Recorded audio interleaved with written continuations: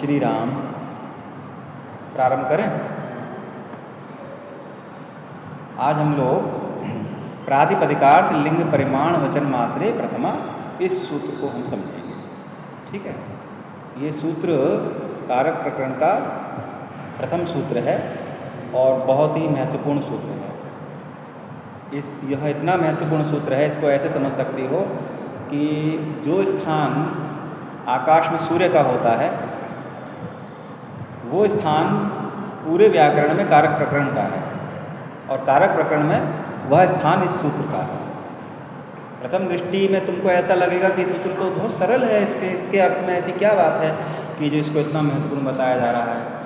यही सूत्र की विशेषता है कि प्रथम दृष्टि ऐसा लगता है ये बहुत सरल सूत्र है, परंतु जब इसकी गहराई से जब इसको समझने लगते हैं हम और जब इसकी परतें खुलती हैं अनेक प्रकार की इसकी कि इसमें ये बात भी समाहित है, ये बात भी समाहित है, तब लगने लगता है हाँ सच में ये तो घुमा देने वाला सूत्र है, दिमाग को घुमा देने वाला सूत्र है। लेकिन हम प्रयास करेंगे कि तुम लोगों का दिमाग न घूमे, बिना घूमे ही सरल तरीके से सूत्र का अर्थ तुम्हें आत्मसात हो जाए। देखो, पहले हम सूत्र का सामान्य अर्थ समझेंगे। सामान्य अर्थ इसका ये है कि प्रातिपदिकार्थ मात्र में, इस सूत्र में देखो मात्र शब्द आया है अंत में, वो मात्र शब्द प्रत्येक शब्द के साथ जुड़ता है। प्रत्येक शब्द का मतलब प्रातिपदिकार्थ के साथ ही जुड़ेगा तो अर्थ हो जाएगा प्रातिपदिकार्थ मात्र में प्रथमा विभक्ति आती है। फिर है शब्द इसमें आगे प्रातिपदिकार्थ लिंग शब्द आ रहा है, तो लिंग शब्द के साथ ही मात्र शब्द जुड़ेगा, लेकिन इसमें एक शब्द और जुड़ जाएगा आधिक्य। वो क्यों ऐसा होता है वो मैं अभी थोड़ी देर में बताऊंगा। तो अर्थ हो जाएगा लिंग मात्र के आधिक्य में भी प्रथमा विभक्ति का प्रयोग होता है। मात्र तो जुड़ ही गया, आधिक्य भी इसमें साथ में जुड़ गया। अगला शब्द है इसमें परिमाण। परिमाण शब्द में भी मात्र शब्द जुड़ जाएगा और इसमें भी आधिक्य जुड़ जाएगा। परिमाण मात्र के आधिक्य में भी प्रथमा विभक्ति का प्रयोग होता है। इसमें लिखने वाली कोई बात नहीं, केवल मेरी मैं जो कह रहा हूँ उस पर फोकस करो। जो मैं बोल रहा हूँ वो सब लिखा हुआ है पुस्तकों में, बस केवल अभी समझ लो इसको, फिर जब दोबारा इसको पढ़ोगी तो जब समझ के पढ़ोगी तो फिर बहुत अच्छे समझ में आ जाएगी वो चीज़। और चौथा शब्द है इसमें वचन। वचन में भी इसमें मात्र शब्द जुड़ जाएगा कि वचन मात्र में प्रथमा विभक्ति का प्रयोग होता है। इसमें आधिक्य शब्द नहीं आता, तो आधिक्य शब्द दो ही जगह आता है, लिंग मात्र के आधिक्य में अर्थात लिंग मात्र की अधिकता होने पर और परिमाण मात्र की अधिकता होने पर। मात्र शब्द सब में आएगा लेकिन अधिकता शब्द दो ही में आएगा, लिंग मात्र की अधिकता होने पर और परिमाण मात्र की अधिकता होने पर। इतनी बात क्लियर हो गई। क्रमशः हम आगे बढ़ेंगे। अब इसमें अगली बात यह समझ लो कि मात्र शब्द का अर्थ क्या होता है। प्रायः हम लोग बोलते हैं मात्र हिंदी में, लेकिन क्या हम यूं ही बोल देते हैं या कुछ उसका अर्थ भी होता है? तुम लोग बता सकते हो मात्र शब्द का क्या अर्थ होता है? बेटा, मात्र माने केवल। सही बताया इस बच्चे ने, मात्र माने केवल। मात्र अर्थात केवल। तो केवल शब्द जब हम किसी शब्द के साथ लगाते हैं तो वह वस्तु सीमित हो जाती है। जैसे मैं यदि तुमसे कहूँ कि कल फल लेकर के आओ, तो तुम जाओगे और किसी फल की दुकान पे जाओगे और 2-4 फल ले आओगे। मैं कहूँ कल मिठाई लेकर के आओ, तो तुम जाओगे मिठाई की दुकान पे, तुम तो घर खाते ही नहीं, तो तुमसे लाने के लिए कहना भी बेकार है। ठीक है, तुमसे कह सकते हैं, तुमसे कह सकते हैं अच्छा, तो तुमसे भी नहीं कहेंगे। तुम खाते हो, तुम खाती हो, अरे तो तुम सब ऐसे ही हो, एक भी छात्र ऐसा नहीं जो मिठाई खाता हो। तो चलो फल की बात कर लेते हैं कि तो चलो मैंने कहा कि फल लेकर के आओ, तो तुम जाओगे और जो भी तुम्हें लगेगा कि ये फल लेने हैं और ये फल लेके आ जाओगे तुम। लेकिन यदि मैं तुमसे यह कहूँ कि केवल आम लेकर के आओ या केवल अमरूद लेकर के आओ, तब क्या तुम अन्य कोई फल लाओगे? इसका अर्थ यह हुआ कि मात्र शब्द, यानी कि संस्कृत में अगर हम बोलेंगे तो तुम बोलेंगे आम्र मात्रम आने, केवल आम लेकर के आओ, यही तो हम बोलेंगे। तो मात्र शब्द का प्रयोग कर देने से उस जाति की अन्य पदार्थों की निवृत्ति हो जाती है। मैं अगर कहूँ कि कल तुम लोग कक्षा में आओ तो तुम सभी लोग आ जाओगे, लेकिन मैं कहूँ केवल अभिषेक तुम आना, इसका मतलब उस कक्षा के अन्य लोग नहीं आएंगे। हो गई ना बात स्पष्ट? तो इसका मतलब ये हुआ कि मात्र शब्द जिस शब्द के साथ भी लग जाता है उस शब्द की जो जाति की जो जितनी भी चीज़ें हैं अन्य, उन सब शब्द को वो निवृत्त कर देता है, हटा देता है वहाँ से। इतनी बात समझ में आ गई अच्छे से? अब इसका प्रयोग कहाँ होता है वो समझ लो। हिंदी में हम लोग केवल बोलते हैं, ठीक है ना, लेकिन हिंदी में हम जो केवल बोलते हैं वो शब्द से पहले बोलते हैं। केवल आम लेकर के आओ, आम केवल लाओ ऐसा नहीं बोलते, क्योंकि हिंदी भाषा की रचना कुछ इस प्रकार की ही है कि उसमें केवल शब्द का प्रयोग पहले किया जाता है। लेकिन संस्कृत में ऐसा नहीं है। संस्कृत में मात्र शब्द का प्रयोग शब्द के पश्चात किया जाता है। संस्कृत में बोलेंगे मात्रम आम्रम आने, ऐसा नहीं बोलेंगे, आम्र मात्रम आने। बात समझ में आ गई कि नहीं आ गई? आम्र मात्रम आने, आम्र मात्र को लाओ। तुम कहोगे ऐसा क्यों, ऐसा क्यों होता है? संस्कृत में मात्र शब्द का प्रयोग बाद में क्यों होता है? तो उसका उत्तर ये है, मात्र ये शब्द नहीं है, मात्र एक प्रत्यय है। तो प्रत्यय तो आप जानते हो संस्कृत में कहाँ होता है, परे होता है कि पूर्व में आता है? प्रत्यय कहाँ होते हैं? परे ही होते हैं। एक आध प्रत्यय को छोड़ दें यदि अपवाद के समय तो वो अलग बात है, अन्यथा प्रत्यय परे ही होते हैं। तो प्रत्यय मात्र एक प्रत्यय है, और वो प्रत्यय किस अर्थ में आता है? प्रत्यय जिस अर्थ में आता है उसका अर्थ वो केवल ही हो जाता है। कैसे? कि प्रमाणे द्वैसस दग्ने मात्रचः, ये एक सूत्र है, इसका अर्थ ये है कि प्रमाण अर्थ में, प्रमाण माने नाप, प्रमाण माने माप, नाप अर्थ में मात्र प्रत्यय आता है किसी प्रातिपदिक से उत्तर। तो माप का मतलब ही अपने आप में यह होता है कि किसी वस्तु को सीमित कर देना। अगर कहा 1 किलो, इसका मतलब वो 1.25 किलो नहीं है, 1 किलो नहीं है, 1.5 किलो नहीं है, वस्तु सीमित हो गई। लेकिन 1 किलो चावल, मतलब क्या हुआ? चावल 1 किलो है, 1.25 किलो या 1.5 किलो या आधा किलो नहीं है। लेकिन मैं कहूँ चावल, तब वो असीमित है। मैं तुमसे कहूँ चावल लाओ, तो तुम प्रश्न करोगे कितना लाऊं? तब मैं बताऊंगा 1 किलो लाओ, 2 किलो लाओ। तो सीमित हो गया चावल कि नहीं हो गया? तो मैंने क्यों सीमित हो गया? क्योंकि मैंने प्रमाण बताया वहाँ पर तुमको, उसका माप बताया, है ना। तो माप अर्थ में मात्र प्रत्यय आता है। माप अर्थ को कहने के लिए मात्र प्रत्यय आता है, ठीक है। तो यानी कि आम्रम प्रमाणम अस्य आम्र मात्रम, आम्र ही माप है जिसका, तो आम का माप आम ही माप है जिसका मतलब वो सिर्फ आम ही होगा। उन फलों में आम ही है माप जिसका, यानी आम जिसको कहते हैं उसका ही तो माप आम होगा। आम प्लस अमरूद का माप आम्र नहीं होगा। आम्र प्लस अमरूद का माप आम नहीं होगा, उसका माप होगा आम्र प्लस अमरूद, आम्र और अमरूद। और केवल आम्र माप किसका होगा? आम्र का ही होगा। इसलिए मात्र शब्द का अर्थ केवल होता है। बात समझ में आ गई? तुम कहीं अपने गांव देहात में तुम्हारे होता है कि कभी कभी कोई तालाब होता है, या कभी कोई रास्ते में कोई नदी वगैरह भी पड़ जाती है, ठीक है। कभी कभी नदी में पानी कम होता है, कभी नदी में पानी ज़्यादा होता है। लेकिन कभी कभी नदी में पानी कम होता है तो कहते तुम कैसे आए? तो कहा हम तो नदी पार करके आ गए। क्या नाव में बैठ कर आए? नहीं, ऐसे ही आ गए, हम तो उसको पार करके आ गए। तो कहा पानी नहीं था उसमें तुम मतलब उसमें तो डूब सकता था व्यक्ति। तो कहा नहीं, घुटनों घुटनों जल था, घुटनों घुटनों जल था, या जंघा जंघा तक जल था, जांग तक जल था, हम आराम से उसमें चल करके आ गए। तो संस्कृत में अगर कहेंगे ऊरू मात्रम जलम आसीत, ऊरू संस्कृत में जंघा को कहते हैं, या घुटना कह लो, ठीक है। घुटना शायद कहते हैं जानू को, जानू मात्रम जलम आसीत, वो वाला जानू नहीं, ठीक है। जानू मात्रम जलम आसीत, जानू मात्र जल था, यानी कि जरूरत नहीं थी हमें नाव की, आराम से हम उसमें घुसे, थोड़ा सा अपनी पैंट या कुर्ता धोती ऊपर उठाई और चल के आ गए। तो मतलब क्या हुआ कि उस जल का जो गहराई का जो माप था वो जानू मात्र था, केवल जानू यानी कि केवल घुटना था, या उरु यानी कि केवल जंघा था।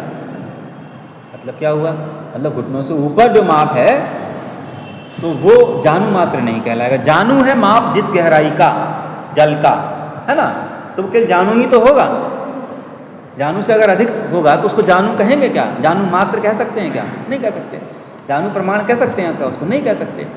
इसका मतलब बिल्कुल स्पष्ट हो गया कि मात्र शब्द का प्रयोग यानी मात्र प्रत्यय का प्रयोग हम जब केवल उसी सीमित प्रमाण में या उसके वस्तु के वास्तविक केवल उतने ही स्वरूप को जो हम कहना चाहते हैं तब हम मात्र शब्द का प्रयोग करते हैं। होगी बात स्पष्ट? तो जब वहाँ वो अर्थ होगा तो यहाँ भी वही अर्थ होगा, निकल के आएगा। प्रातिपदिकार्थ मात्र मतलब केवल प्रातिपदिकार्थ ही होना चाहिए, एक भी चीज अधिक नहीं होनी चाहिए, ये तो अर्थ निकल के आएगा। फिर आगे कहा कि लिंग मात्र की अधिकता होने पर, तो लिंग मात्र की अधिकता भी कह रहे हैं और मात्र भी कह रहे हैं। मतलब क्या हुआ कि प्रातिपदिकार्थ मात्र में प्रथमा होती है कहा, फिर कहा लिंग मात्र की अधिकता होने पर। मतलब क्या होगा कि प्रातिपदिकार्थ मात्र के साथ अगर कोई कोई और अधिक अर्थ भी है तो वह अधिक अर्थ केवल लिंग का ही होना चाहिए, लिंग प्लस कोई और चीज नहीं होनी चाहिए। बात पकड़ में आई मेरी? मतलब अधिकता भी बता रहे हैं, लेकिन अधिकता में भी क्या कह रहे हैं कि अगर कोई चीज बढ़ेगी तो सब चीजें ना बढ़ जाएं, केवल लिंग ही बढ़े। जैसे मैं तुमसे कहूं कि कल की कक्षा में केवल अभिषेक तुम आना, लेकिन प्रशंसा बोल उठी, आचार्य जी प्लीज़ हमको भी कह दीजिए, अनुमति दे दीजिए आने की। ये भी कहने लगी, पल्लवी भी कहने लगी, वरुण भी कहने लगे कि जो है आचार्य जी हमको क्यों आप रोक रहे हैं, लेकिन मेरी इच्छा है कि नहीं केवल अभिषेक ही आए, केवल कल की कक्षा में हैं। लेकिन चलो तुम लोगों की प्रार्थना स्वीकार करके मैं कहता हूँ ठीक है, लेकिन मैं 3 को अनुमति नहीं सकता, केवल जो है या तो वरुण आ जाए या केवल प्रशंसा आ जाए या केवल पल्लवी, तुम निर्णय कर लो, कोई एक आ जाए, केवल कोई एक आ जाए, लेकिन कोई एक ही और आ सकता है। मैं 4 की कक्षा में कल नहीं लूँगा। तो अधिकता तो है, लेकिन अधिकता में भी नाप सीमित कर दिया, केवल 1 या केवल 2।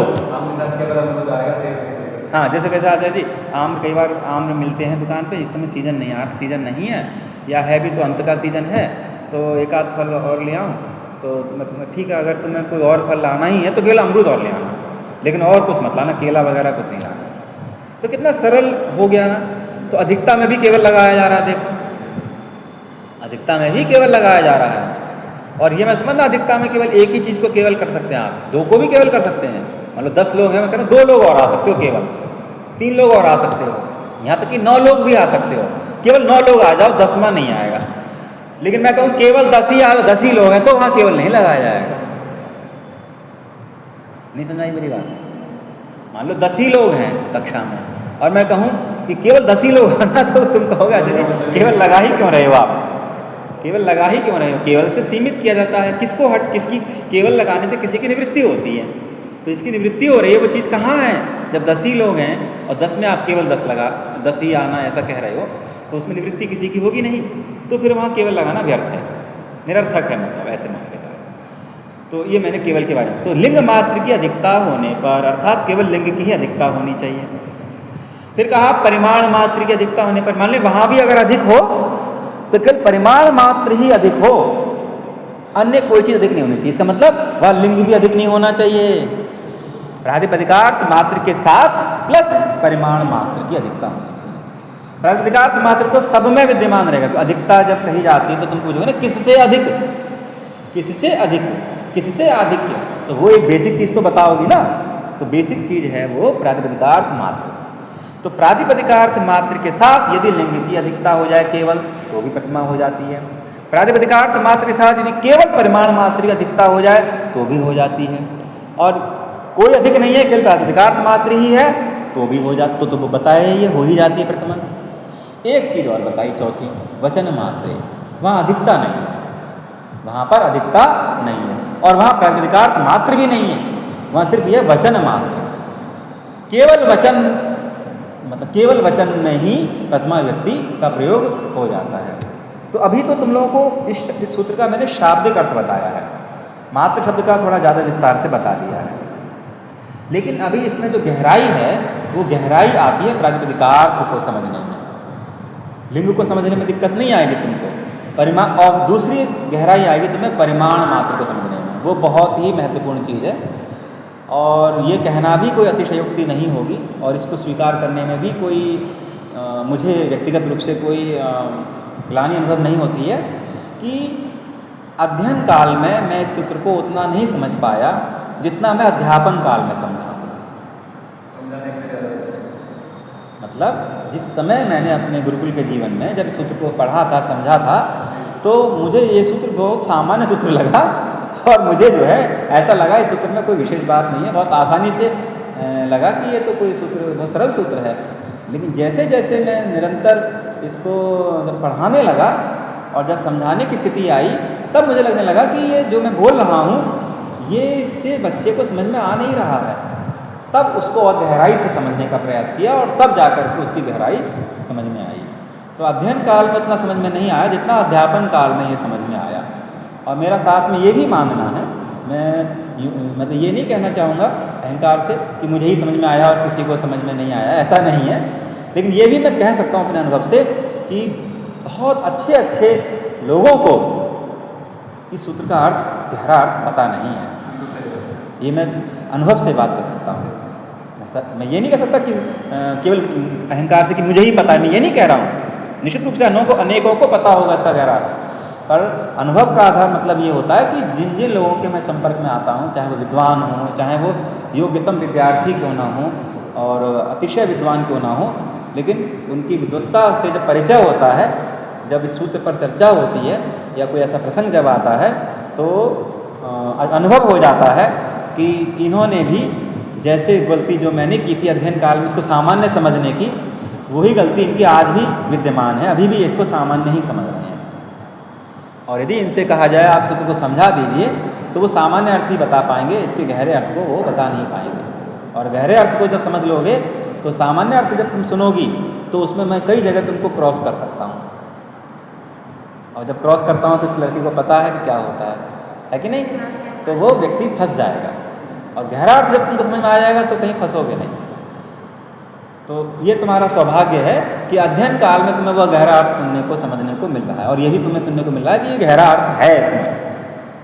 तुम कहोगे आपको आपके आचार्य जी ने नहीं बताया इसका गहरा अर्थ है, तो निश्चित रूप से बताया है, लेकिन प्रमादवश होता है ना। जैसे कई बार जैसे कहा जाता है कि तुम लोग संयम से रहो, अनुशासन में रहो, तब भी तुम उसको गहराई से मतलब गंभीरता से नहीं लेते हो, प्रमाद कर जाते हो। ऐसे ही प्रमाद बाल अवस्था में हमने भी किया, उसको उतना गहरा अर्थ नहीं है, जबकि उन्होंने तो गहराई से ही समझाया था, लेकिन हमने उसको गहरा समझा नहीं, मतलब उसको ज़्यादा महत्व दिया नहीं और ये समझा कि ठीक है कह रहे हैं, मतलब उन्होंने सुनाया और हमने सुन लिया। लेकिन जब अध्यापन की स्थिति जब आई तब लगने लगा कि मेरे स्वयं के शब्द इतने हल्के हैं कि मुझे ये लगने लगा कि जब मुझे स्वयं ऐसा लग रहा है कि उन शब्दों से तो मैं ही नहीं समझ सकता, तो एक विद्यार्थी क्या समझेगा। खैर, तो कुल मिलाकर के ये सूत्र गहरा है, लेकिन इसकी गहराई को प्रयास करूँगा तो मैं बहुत सरल तरीके से स्पष्ट कर दूँ, ठीक है। तब तुम्हें लगेगा कि हाँ गहराई भी समझ में आ गई और जो है उसको ज़्यादा कठिन भी नहीं अनुभव हुआ। तो अब हम यहाँ पर प्रातिपदिकार्थ को समझेंगे। पहले प्रातिपदिकार्थ क्या होता है, ठीक है। प्रातिपदिकार्थ को समझने, प्रातिपदिकार्थ का मतलब होता है प्रातिपदिक का अर्थ, ये तो अर्थ हुआ प्रातिपदिक का अर्थ। और प्रातिपदिक संज्ञा आप लोग कर ही चुके हो, वो जानते ही हो। अर्थ वद धातु र प्रत्यय प्रातिपदिकम, धातु और प्रत्यय को छोड़ करके किसी भी सार्थक शब्द की, निरर्थक नहीं होना चाहिए, सार्थक शब्द की, अर्थवान शब्द की प्रातिपदिक संज्ञा होती है। और दूसरा सूत्र है कृत तदित समासाश्च, कृदंत तदितांत और समास की भी प्रातिपदिक संज्ञा होती है। लेकिन यहाँ पर जो प्रातिपदिकार्थ लिया जा रहा है वो प्रातिपदिकार्थ व्यापक रूप से लिया जा रहा है। ये मत समझना कि केवल एक ही सूत्र का, जो पहला सूत्र मैंने बताया उससे जो सार्थक शब्द मात्र की होती है वो नहीं, वो व्यापक रूप से लिया जा रहा है। व्यापक रूप का मतलब ऐसे समझ सकते हो इसको कि उसमें कृदंत भी आ जाएंगे, उसमें तदितांत भी आ जाएंगे, उसमें समास भी आ जाएंगे, ठीक है, और बाकी सब सार्थक शब्द भी उसमें आ जाएंगे, ठीक है ना। तो ऐसे भी तो इस तरह से उसको प्रातिपदिकार्थ यहाँ पर लिया जा रहा है। लेकिन अब प्रश्न ये होता है कि प्रातिपदिका, आपने कहा सार्थक शब्द की प्रातिपदिक संज्ञा होती है, तो प्रातिपदिकार्थ का मतलब ये हो गया कि जो उसका अर्थ है वो प्रातिपदिकार्थ कहलाएगा। प्रातिपदिक का जो अर्थ है वो प्रातिपदिकार्थ कहलाएगा। भाई सार्थक शब्द की, हमने कहा सार्थक शब्द की प्रातिपदिक संज्ञा होती है, तो सीधी सी बात है जो उसका अर्थ है, जिस कारण से वह सार्थक है, वो अर्थ उसका प्रातिपदिकार्थ कहलाएगा। और वो अर्थ जब आप प्रातिपदिक संज्ञा कर रहे हो तो वो अर्थ आपको पता है इसका मतलब, तभी तो आप कर रहे हो प्रातिपदिक संज्ञा। सार्थक मान के ही तो कर रहे हो, तो आपको उसका अर्थ का ज्ञान है तभी तो कर रहे हो, है ना। तो बस यहीं पर थोड़ा सा गहराई आ जाती है कि हम जो सामान्य रूप से अर्थ समझते हैं उस शब्द का, उस अर्थ में भी कुछ चीज़ें ऐसी होती हैं जो नियत होती हैं और कुछ चीज़ें होती हैं जो नियत नहीं होती हैं। अर्थ तो वो होती हैं, लेकिन वो अर्थ जब उपस्थित होता है उस अर्थ में कुछ चीज़ें हमें नियमतः वहाँ पर वो चीज़ उपस्थित होती हैं और कुछ चीज़ें नियमतः उपस्थित नहीं होती हैं। तो प्रातिपदिकार्थ किसे कहते हैं? प्रातिपदिकार्थ कहते हैं नियतोपस्थिति का प्रातिपदिकार्थ। नियत रूप से, निश्चित रूप से, नियमतः अवश्य ही हर हालत में जिस अर्थ की उपस्थिति होती है उससे 1% भी कम नहीं और 1% भी अधिक नहीं। सुन लो ध्यान से, अगर 47 ग्राम कहा गया है तो 47 मतलब 47 ग्राम निश्चित रूप से माना जाएगा। 47.25 को 47 नहीं कह सकते, 47.25 को 47 नहीं कह सकते। पकड़ में आई मेरी बात? उसे कहते हैं नियत। यानी किसी प्रातिपदिक का उच्चारण सुन करके आपके मस्तिष्क में नियत रूप से जिस अर्थ की उपस्थिति होती है उसे प्रातिपदिकार्थ कहा जाता है। अगर उससे अधिक अर्थ की उपस्थिति हो रही है जो कि नियत नहीं है, कभी होती है और कभी नहीं होती है, कभी हो गया वो अर्थ उपस्थित, कभी नहीं हो गया। जैसे तुम ही लोगों को देख लो, नियत रूप से आने वाले छात्र छात्राओं में अभिषेक और प्रशंसा, तो ये होंगे प्रातिपदिकार्थ। यानी ऐसे कह सकते हैं जिनके लिए कक्षा चलती है। तुम लोग भी आते हो, मैं ये नहीं कह रहा हूँ, लेकिन तुम क्या हो, कभी आते हो और कभी नहीं आते हो, तो क्या तुम प्रातिपदिकार्थ कहलाओगे? हालांकि वरुण प्रातिपदिकार्थ में ही है, लेकिन वो विवश होकर के नहीं आ पाते हैं, कभी कभी उनकी स्वास्थ्य की स्थिति ऐसी है। लेकिन तुम कह सकते हैं तुम्हें पल्लवी को कि ये नियत तो नहीं, अब शायद होने लगी हैं, अच्छी बातें हो जाएं तो अच्छा है। तो जैसे निश्चित रूप से उपस्थिति इन दोनों की ही होती है तो ये प्रातिपदिकार्थ कहलाएंगे। तुम्हारी कभी उपस्थिति हो गई, कभी नहीं हो गई, तो तुम प्रातिपदिकार्थ नहीं कहलाओगे निश्चित रूप। तो तुम क्या कहलाओगे? फिर अधिकता कहलाओगे। अब तुम कहलाओगे प्रातिपदिकार्थ से तुम अधिक हो। पल्लवी की अधिकता, वरुण की अधिकता, किससे अधिकता? अभिषेक और प्रशंसा से अधिकता। प्रातिपदिकार्थ में तुम नहीं आओगी, प्रातिपदिकार्थ मात्र से तुम अधिक हो गई। अब पल्लवी और वरुण, समझ में आ गई बात कि नहीं आ गई? ऐसे ही शब्द के संदर्भ में समझो कि जब हम कोई शब्द बोलते हैं तो निश्चित रूप से जो उपस्थिति होती है जिन चीज़ों की, वो 5 चीज़ें होती हैं। पहले बात को पहले सरल तरीके से समझ लो, फिर थोड़ा इसका सूक्ष्म अर्थ समझना। मैं थोड़ा और सरल करता हूँ। निश्चित रूप से न्यूनतम 2 चीज़ों की उपस्थिति होती है, 2 अर्थों की उपस्थिति होती है। कभी 2 की होती है निश्चित रूप से, कभी 3 की होती है, कभी 4 की होती है और कभी 5 की होती है, 6 की नहीं होती। तुम कहोगे अभी तो आपने कहा था निश्चित रूप से जिसकी होती है, कभी कभी जिसकी हो रही है, तो उसे निश्चित क्यों कह रहे हो? मैंने क्या कहा? मैंने कहा निश्चित रूप से यदि 2 की उपस्थिति होती है तो प्रातिपदिकार्थ कहलाएगा द्विक। द्विक माने 2 अर्थ जिसमें नियत रूप से उपस्थित होते हैं वो द्विक कहलाएगा। ये 5 चीज़ें मैंने इसलिए बताई तुमको, मतलब 4 प्रकार के प्रातिपदिक इसलिए बताए क्योंकि हर शब्द का अलग अलग अर्थ होता है। भाई शब्द चूँकि अनंत हैं तो अर्थ भी उनके अनंत हैं।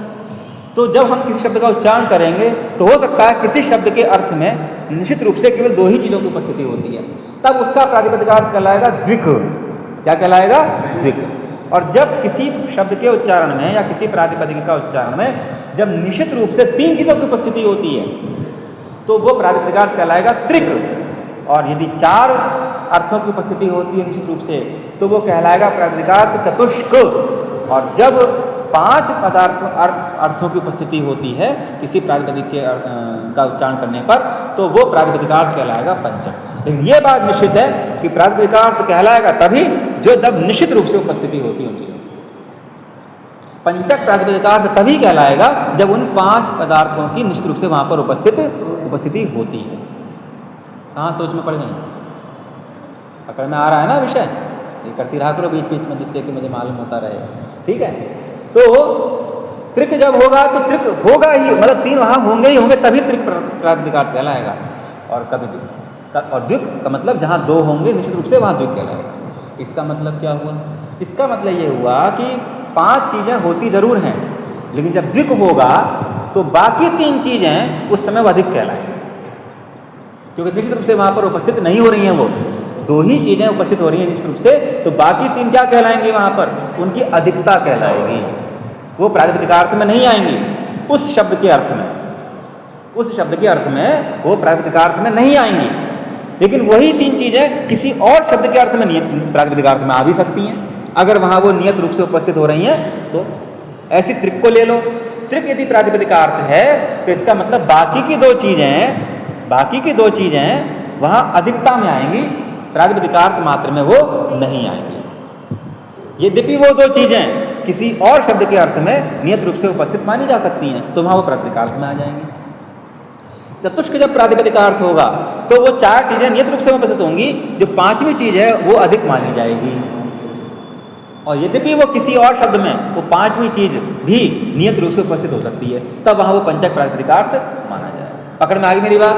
जब द्विक प्रातिपदिकार्थ होगा तो वह 2 नियत होंगी वहाँ चीज़ें, और जब त्रिक प्रातिपदिकार्थ होगा तो 3 चीज़ें नियत होंगी, और जब चतुष्क प्रातिपदिकार्थ होगा तो 4 चीज़ें नियत होंगी, और जब पंचक प्रातिपदिकार्थ होगा तो 5 चीज़ें वहाँ पर नियत होंगी। जब द्विक होगा तो बाकी अधिक, त्रिक होगा तो बाकी अधिक, चतुष्क होगा तो 1 अधिक, और पंचक होगा तो अधिक वाली कोई बात ही नहीं है।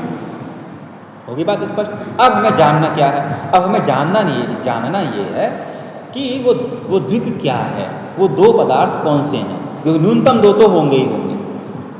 और त्रिक क्या है, चतुष्क क्या है और पंचक क्या है, ये हमें जानना है। तो पहले द्विक को समझ लो। किसी भी शब्द का उच्चारण जब हम करते हैं तो न्यूनतम 2 चीज़ें हमें अवश्य ही अर्थ के रूप में उपस्थित होती हैं। प्रथम जो होता है वो उसका होता है स्वार्थ, जिसको हम स्वरूप कहते हैं।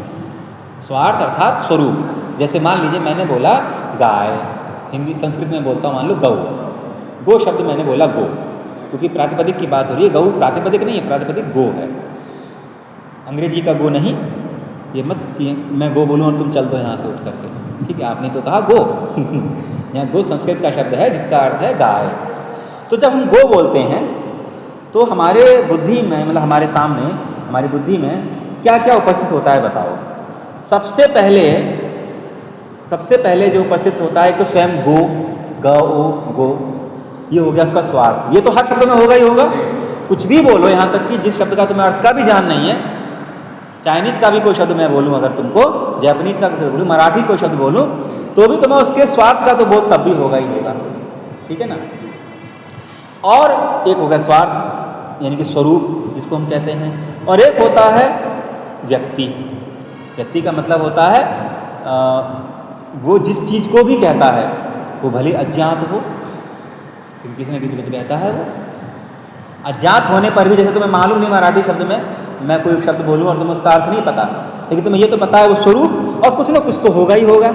तो वो व्यक्ति का तुम्हें स्वरूप स्पष्टता बोध नहीं है, तभी वो व्यक्ति का मतलब जो पदार्थ है, जो पिंड है, ठीक है ना, वो पिंड कोई ना कोई या तो ज्ञात होगा या अज्ञात होगा, दोनों ही अवस्था में होगा अवश्य। ज्ञात है तो ज्ञात रूप में ज्ञात होगा, अज्ञात है तो अज्ञात रूप में ज्ञात होगा। कि जैसे मैं तुमसे कहूँ कि मान लो मैं तुमसे बोलूँ सोए पाक, अब तुम सोए पाक कहोगी, ठीक है हमें अर्थ तो नहीं पता, लेकिन हाँ कुछ तो है इसका अर्थ, तो वो कुछ यानी अज्ञात है। तो मराठी में सोए पाक का मतलब होता है भोजन, मतलब कि जो स्वयं हाथों से बनाया जाता है उसे स्वयं पाक का ही बिगड़ के बन गया सोए पाक। ठीक है, कि सोए पाक झाला का, मराठी में बोलेंगे सोए पाक झाला का, मतलब भोजन तैयार हो गया क्या, भोजन तैयार हो गया क्या, तो बोलेगा हाँ झाला, अत्ता जेवा, मतलब चलो अब खाओ। तो तुम भी समझ रहे हो, एक तो तुम्हें सोयपाक शब्द का स्वरूप सुनाई दे रहा है और एक कुछ ना कुछ इसका अज्ञात अर्थ है, तो वो व्यक्ति उसका अर्थ होता है। अब वो व्यक्ति जो है, व्यक्ति का मतलब यहाँ पर ये मत समझना कि व्यक्ति वो पिंड भी हो सकता है, भाव पदार्थ भी हो सकता है, कुछ भी हो सकता है, ठीक है। वो जाति भी हो सकती है, वो जाति भी हो सकती है, कुछ भी हो सकता है, मतलब वो। तो ये दो चीज़ें निश्चित रूप से आपको ज्ञात होंगी, होंगी नहीं होंगी इसका जवाब दो। कुछ भी बोलो तुम्हें ये दो चीज़ें अवश्य ही ज्ञात होंगी। स्वरूप तो पूर्णतया ज्ञात होगा, स्वार्थ व्यक्ति अज्ञात रूप में भी हो सकता है और ज्ञात रूप में भी हो सकता है। जैसे मान लो मैंने किसी का नाम नहीं सुना, मान लो हमारी कक्षा में कोई छात्र है और वो कभी मैंने ये नाम तो सुना है उसका, लेकिन मैंने उसको कभी देखा नहीं, तो जब उस शब्द का उच्चारण किया जाएगा तो क्या मुझे ये न्यूनतम दो पदार्थों का ज्ञान नहीं होगा? होगा, अवश्य होगा कि भाई वो कोई ना कोई तो एक बच्चा है, भले ही मैंने उसको देखा नहीं है, और वो शब्द का स्वरूप। तुम न्यूयॉर्क नहीं गई हो कभी न्यूयॉर्क? वाशिंगटन कभी गई हो तुम? कैलिफोर्निया कभी गई हो तुम? नहीं गई हो। लेकिन जब मैं कैलिफोर्निया बोलता हूँ तो तुम्हें इन दो चीज़ों का बोध नहीं होता है क्या? होता ही है, अज्ञात रूप में ही सही, लेकिन होता है एक स्वरूप का और एक उसके अर्थ, मतलब उसके व्यक्ति का। ये हो सकता है कि तुम्हें पहले से पता है कि कैलिफोर्निया कोई स्थान का नाम है, तो स्थान अज्ञात स्थान के रूप में बोध होगा। और यदि तुम्हें ऐसा लगता है कि यही नहीं पता ये आदमी का नाम है कि स्थान का नाम है, तो तुम कुछ भी समझोगे कोई एक चीज़ है, या तो वो स्थान हो सकता है, या कोई व्यक्ति हो सकता है, या कोई मशीन हो सकती है, या कोई पुस्तक हो सकती है, या कुछ भी हो सकता है, मतलब सड़क का नाम हो सकता है, कुछ भी हो सकता है। जब तुम्हें ये नहीं, लेकिन ये तो मालूम है अज्ञात कोई एक चीज़ है, तो वो क्या स्वरूप होता है? वो अज्ञात नहीं, स्वरूप अलग चीज़ है। और वो तो अच्छे समझ में आ गया, अच्छे से ये होता है द्वित, ठीक है। तो किसी पदार्थ शब्द के उच्चारण में न्यूनतम दो तो होंगे ही होंगे, न्यूनतम दो तो होंगे ही होंगे। तो ये दो चीज़ें हो गई, क्या मैंने बताया? स्वार्थ और यानी कि स्वरूप और व्यक्ति। व्यक्ति में सब चीज़ें आ जाती, जाति भी आ जाएगा, व्यक्ति भी आ जाएगा, सब कुछ आ जाएगा, अज्ञात रूप में या ज्ञात रूप में। तीसरी चीज़ होती है लिंग। तीसरी जो होती है लिंग। लिंग यानी कि संस्कृत में 3 प्रकार के लिंग होते हैं, पुल्लिंग, स्त्रीलिंग और नपुंसकलिंग। तो संस्कृत जब मातृभाषा थी, अब चूँकि मातृभाषा आज नहीं है, तो आज हमें लिंग के बारे में संशय बना रहता है कि पता नहीं किस लिंग का यह शब्द है। लेकिन हिंदी में चूँकि हमारी मातृभाषा है, तो हमको कोई संशय नहीं होता कि किस लिंग का यह शब्द है। बल्कि उल्टा, अगर कोई और ऐसा भी नहीं लगता किसी ने हमें सिखाया है, ऐसा भी अनुभव नहीं होता किसी ने हमें लिंग सिखाए हैं। वो मातृभाषा होने की वजह से हम कब सीख गए पता ही नहीं चला। मैं अगर तुमसे ये बोलूँ कि ये पुस्तक बड़ा अच्छा है तो तुम हंसने लगोगे। मैं कहूँ ये पुस्तक बहुत अच्छा पुस्तक लाए हो तुम, ये तो तुम सुनकर के कहोगे आचार्य कैसे बोल रहे हो आप? मतलब तुम्हें मालूम है कि पुस्तक शब्द हिंदी में स्त्रीलिंग बोला जाता है और मैं बोल रहा हूँ बहुत अच्छा पुस्तक है, तो तुम बोलोगे ऐसे मत बोलिए, बहुत अच्छी पुस्तक है, ऐसा बोलिए। तो क्या तुम्हें किसी ने सिखाया कि पुस्तक का स्त्रीलिंग होता है, या कहीं पढ़े हो, कहीं लिखे हो? कुछ नहीं, मातृभाषा होने की वजह से तुमको पता है, ठीक है। अब जैसे ये छात्रा कहाँ जा रहा है, ये छात्रा कहाँ जा रहा है, मैं ऐसा कर बोलूँ तो हंस के लोटपोट हो जाओगे तुम लोग। ये पंखा बहुत अच्छा चल रही है, ऐसा अगर मैं बोलूँ है तो क्या होगा कि अपने आप ही तुम्हें लगने लगेगा कि ये तो सही नहीं लग रहा है, लिंग इनका सही नहीं बोल रहे हैं ये। यही स्थिति कभी मातृभाषा जब थी संस्कृत, तो संस्कृत में भी थी। संस्कृत में भी ऐसा होता था कि अगर बोल दें सह पुस्तकम तो लोग हंसते रहे होंगे उस ज़माने में। सह पुस्तकम बोल दें अगर, तो तुमको सह पुस्तकम तो बोलते हैं, सह पुस्तकम पठती, मैं सह पुस्तकम पठती नहीं बोल रहा हूँ, सह पुस्तकम अस्ति ऐसे बोल रहा हूँ। तो क्या वो वाक्य शुद्ध होगा? तत् पुस्तकम अस्ति ऐसा बोला जाएगा। तो उस समय जैसे तुम ये पल्लवी आज हंस जाती हैं, छात्रा जा रहा है ये सुन करके, उस ज़माने में सह पुस्तकम सुन के भी लोग हंसते होंगे, सह पुस्तकम अस्ति बोल रहे हैं, है ना? अच्छा, और सह स्त्री गच्छति ऐसा सुन के भी लोग हंसते होंगे, सह स्त्री गच्छति वह स्त्री जा रहा है, ऐसा सुन के भी हंसते होंगे। तो ये लिंग का निर्धारण अब चूँकि संस्कृत मातृभाषा नहीं है तो आज तो हमें सीखना ही पड़ता है, जानना ही पड़ता है। लेकिन जब मातृभाषा रही होगी तो नियत रूप से हमने बताया कि नियत रूप से वो तीसरी चीज़ है लिंग, ठीक है। तो नियत रूप से वहाँ 3 चीज़ों की उपस्थिति होगी, एक तो स्वार्थ, एक व्यक्ति और तीसरी चीज़ लिंग। नियत रूप से होगी ही होगी, अधिक वाली बात नहीं आएगी वहाँ, होगी ही होगी। तो वो स्थान कौन सा होता है जहाँ नियत रूप से स्थिति होती ही होती है लिंग की उपस्थिति। अभी मैं उदाहरण बताऊंगा थोड़ी देर में, मैं उदाहरण एक साथ बताऊंगा सारे, या बता ही देता हूँ क्योंकि आगे फिर भूल गया बताना तो दिक्कत हो जाएगी। तो जैसे मान लो मैंने शब्द बोला तुम्हारे सामने कृष्णः, कृष्णः शब्द मैंने बोला, ठीक है। तो कृष्णः शब्द जब मैं बोलूँगा तो तुम्हारे सामने क्या क्या उपस्थित होता है, वो तो दो क्लियर हो गया, स्वरूप स्वार्थ और कृष्ण, जो भगवान कृष्ण कहो या कृष्ण नाम का कोई व्यक्ति समझो, है ना। क्या तुम्हें वह पुल्लिंग है ये नियत रूप से नहीं मालूम होता? अवश्य ही पता होता है तुम्हें, या संशय है उसमें, या कुछ और सुन करके उसका विशेषण सुन करके तुम्हें बोध होगा कि जब तक मैं सह कृष्ण नहीं बोलूँगा तब तक तुमको पता ही नहीं चलेगा कि वो स्त्री की पुल्लिंग है कि स्त्रीलिंग है, ऐसा है क्या? कृष्ण शब्द सुनते ही, कृष्णा छोड़ो, कृष्ण शब्द प्रातिपदिक सुनते ही तुम्हें नियत रूप से इन तीन पदार्थों की उपस्थिति हो जाती, तीन पदार्थों की अर्थों की उपस्थिति हो जाती है। हो गया ना, स्वार्थ, व्यक्ति और लिंग। हुआ कि नहीं हुआ? अब अगर मैं बोलूँ लक्ष्मी ही, श्री ही, श्री श्री श्री बोलते हैं, है ना, लक्ष्मी को लक्ष्मी बोल दूँ अगर मैं, तो जब मैं लक्ष्मी बोलता हूँ, श्री बोलता हूँ, तब तुम्हें किन पदार्थों की, तब भी तुम्हें तीन की उपस्थिति होती है कि ये स्वार्थ हो गया श्री, और कोई व्यक्ति यानी कि प्राणी या जो भी देवता को वो, और वो स्त्रीलिंग है, ये पक्का है मालूम है। मैं बोलूँ ज्ञान, ज्ञान शब्द बोलो, जब मातृभाषा रही होगी संस्कृत की, आज तो तुम्हें दिक्कत होगी, लेकिन जब मातृभाषा रही होगी तो ज्ञान शब्द सुनते ही व्यक्ति को वह बोध हो जाता था तीन चीज़ों का नियत रूप से, कि स्वार्थ, व्यक्ति और नपुंसकलिंग। होगी बात स्पष्ट? अब अगर मैं बोलूँ तुमसे उच्चई ही, उच्चई ही और नीचई ही, उच्चई और नीचई, उच्चई का अर्थ होता है जोर से और नीचई का मतलब धीरे से या नीचे, ऊंचे माने ऊंचे। इसमें तुम्हें स्वरूप का बोध हुआ और एक भाव कोई है, भले अर्थ का बोध पूरा ना पता हो तो भी तुम्हें मालूम है कि कोई ना कुछ तो इसका चाहे ज्ञात या अज्ञात अर्थ है। लेकिन वहाँ लिंग का तुम्हें बोध हुआ क्या नियत रूप से? नहीं, लिंग तो मतलब वहाँ लिंग नियत रूप से मतलब वहाँ वो चीज़ है ही नहीं, है ना। वहाँ सुनते ही तुम्हें, तो वहाँ क्या बोध हो रहा है? वो दो चीज़ों का वहाँ पर बोध हो रहा है, स्वार्थ का और व्यक्ति का, ठीक है। क्यों? क्योंकि ये अव्यय है, ये उच्च ही नीचे ही क्या है, ये एक अव्यय है, और अव्यय का कोई लिंग होता नहीं है, अव्यय का कोई लिंग होता नहीं, इसलिए वहाँ लिंग का मतलब वहाँ पर या ये कह लो कि लिंग का निश्चित रूप से बोध हो रहा है, या ये कह लो कि अलिंग का निश्चय से बोध हो रहा है कि ये अलिंग शब्द है। तो अलिंग यानी लिंग का अभाव, ठीक है ना। तो दो ही चीज़ तो हुई वहाँ पर, स्वरूप और व्यक्ति।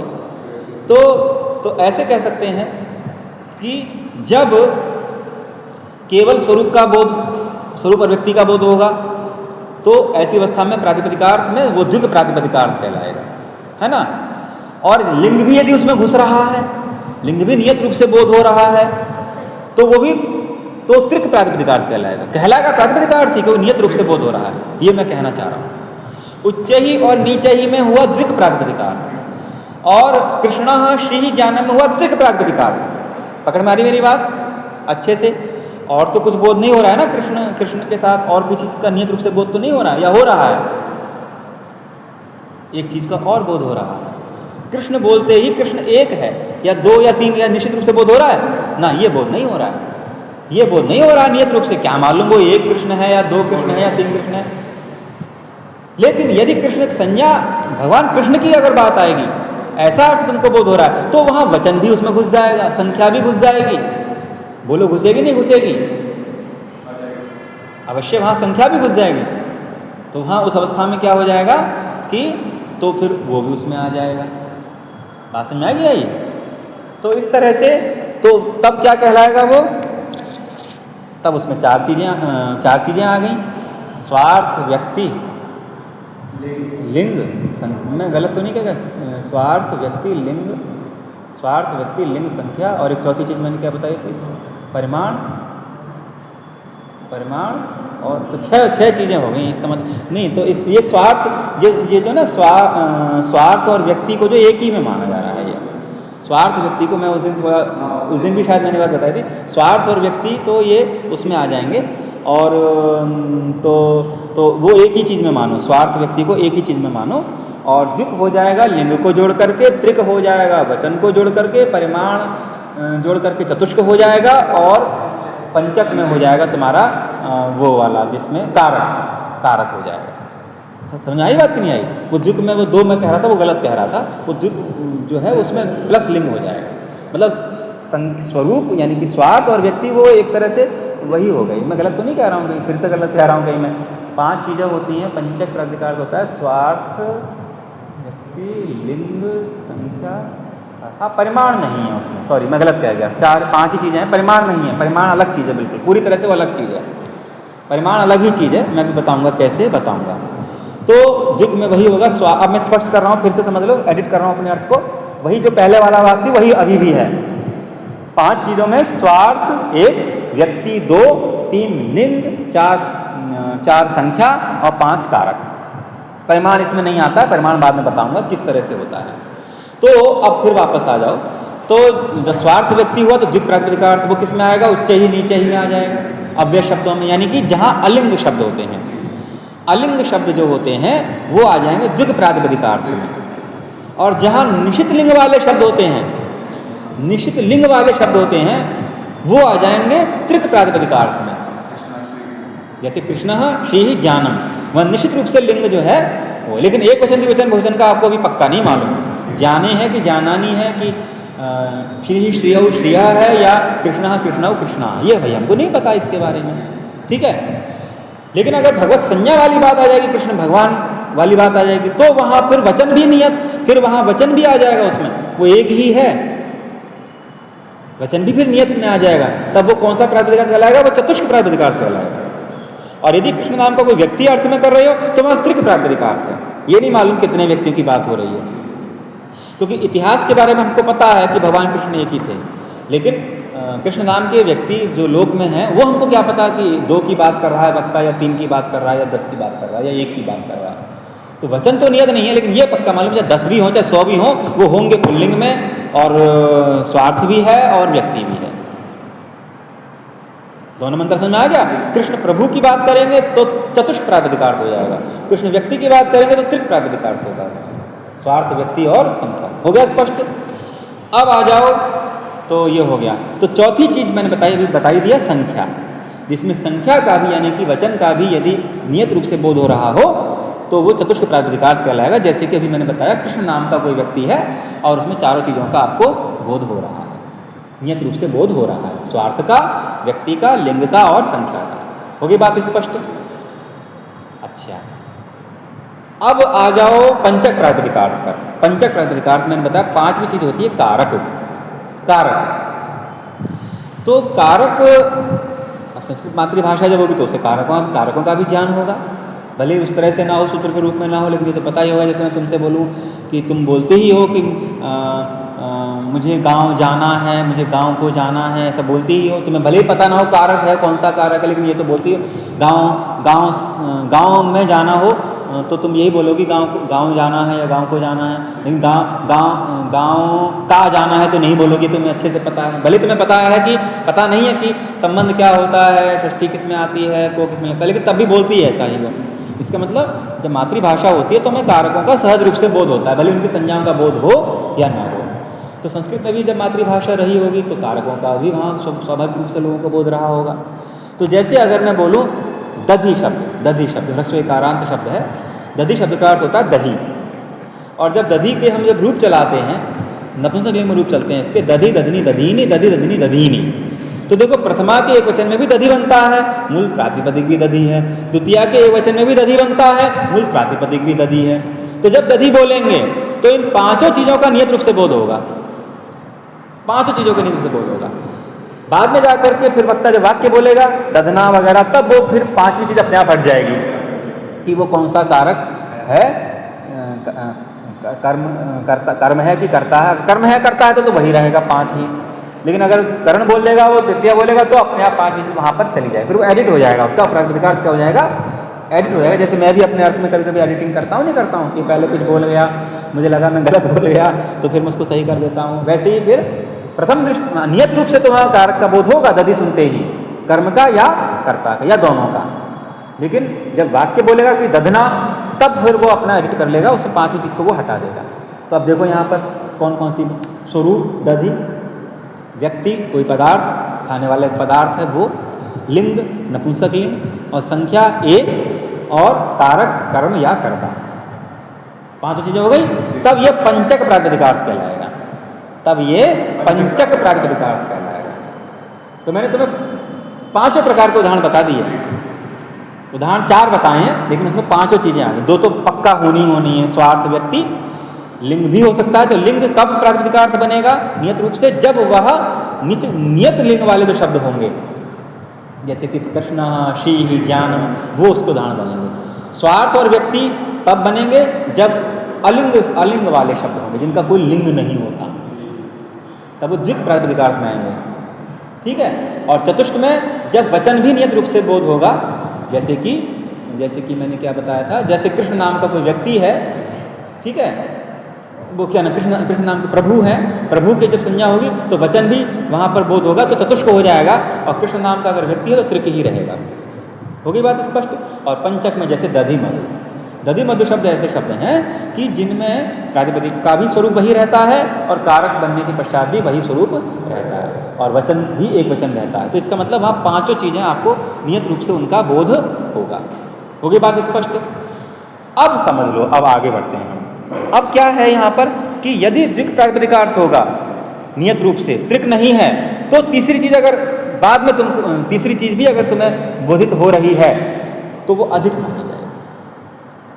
जैसे कि लिंग की, तो आगे कहा तो प्रातिपदिकार्थ मात्र में प्रथमा होती है, तो अभी हम लोगों ने सब देख ही लिया। उच्च ही, नीचे ही, इनमें भी प्रथमा आती है, क्योंकि नपुंसक लिंग के ये शब्द अव्यय हैं, अव्यय में औसर्गिक रूप से एक वचन आ जाता है, प्रथमा व्यक्ति आ जाती है। तो सु आएगा वहाँ पर, अव्यय होने से उसका लुक हो जाएगा, बनेगा उच्च ही नीचे ही। तो सिद्धि करने का यहाँ उद्देश्य नहीं है मेरा सूत्र को समझाने का उद्देश्य है। कृष्ण में प्रथमा आ जाती है, श्री में प्रथमा आ जाती है, ज्ञानम में प्रथमा आ जाती है।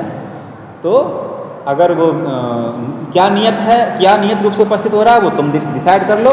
कृष्ण भगवान के रूप में अगर नियत हो रहा है तो फिर एक वचन भी वहाँ पर नियत रूप से उपस्थित हो रहा है तो चतुष्क प्रातिपदिकार्थ हो जाएगा। और यदि कृष्ण संज्ञा किसी व्यक्ति की है तो त्रिक प्रातिपदिकार्थ माना जाएगा। तो तुम्हें हर शब्द में जब प्रथमा लेकर के आओ तो ये देखा करो यहाँ पर कि प्रातिपदिकार्थ मात्र में अगर मैं ला रहा हूँ तो प्रातिपदिकार्थ तो 4 प्रकार के बताए गए, द्विक, त्रिक, चतुष्क, पंचक। तो कौन सा वाला है यहाँ पर, ये चेक किया करो।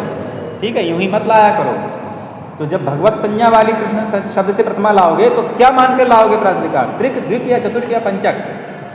त्रिक मान कर लाओगे, वो चतुष्क मान कर लाओगे, चतुष्क, क्योंकि वहाँ भगवान कृष्ण संज्ञा जिनकी भगवान वो एक ही हैं। लेकिन कृष्ण व्यक्ति के मान करके अगर प्रथमा लाओगे तो कौन से क्या मानकर लाओगे, त्रिक। पकड़ में आई मेरी बात? तो इस तरह से ये समझना है। पकड़ में आ रही है मेरी बात, समझ में आ रही है बात? अब हम आगे बढ़ते हैं। तो प्रातिपदिकार्थ मात्र में प्रथमा आती है, तो कृष्ण में भी प्रथमा आ गई, उच्चई में भी आ गई, नीचे में भी आ गई, और श्री में भी आ गई, ज्ञानम में भी आ गई। क्या मान के आ गई? प्रातिपदिकार्थ मात्र। वहाँ पर जो प्रथमा आई है वो लिंग मात्र की अधिकता में नहीं आई है, प्रातिपदिकार्थ मात्र में प्रथमा आई है, ध्यान रखना। क्योंकि नियत रूप से वहाँ पर ये चीज़ें उपस्थित वहाँ पर हो रही हैं, चाहे वो द्विक के रूप में उपस्थित हो रही हों, चाहे त्रिक रूप में, या चतुष्क या पंचक। लेकिन अब हम आगे बढ़ते हैं। लिंग मात्र की अधिकता होने पर भी प्रथमा विभक्ति आ जाती है। अब लिंग मात्र की अधिकता को समझ लो क्या होता है। इसका मतलब प्रातिपदिकार्थ मात्र का तो वहाँ बोध हो ही रहा है, लेकिन लिंग का वहाँ पर निश्चित रूप से बोध नहीं हो रहा था। ऐसा ही शब्द लिंग मात्र की अधिकता वाला कहलाएगा। किसी के पास पानी है क्या? एक सेकंड पॉज कर दूं जरा थोड़ा सा।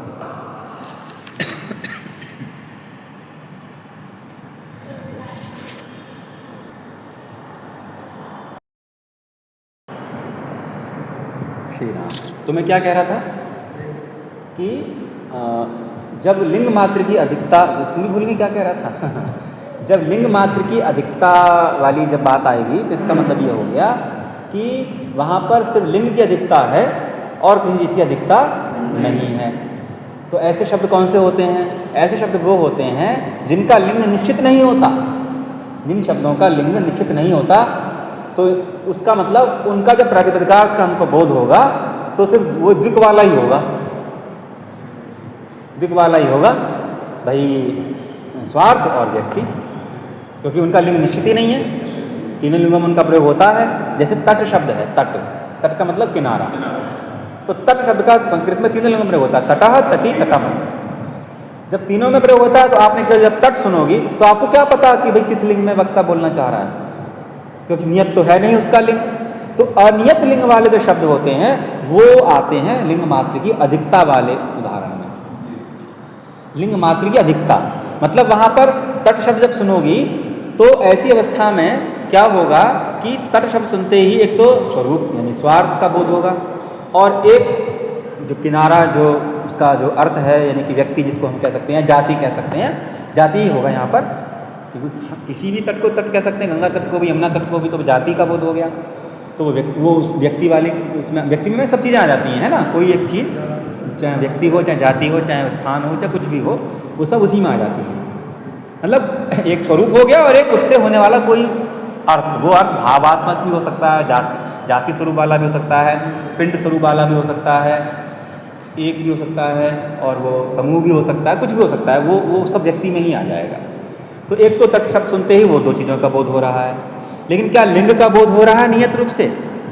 नहीं हो रहा है, क्योंकि तट तीनों लिंगों में प्रयोग होता है। तो तुम कैसे कृष्ण में तो बोध हो रहा था नियत रूप से, है ना। तो ऐसी स्थिति में यहाँ पर द्विक प्रातिपदिका अर्थ है कि त्रिक प्रातिपदिका अर्थ है? द्विक हो गया, स्वार्थ और व्यक्ति।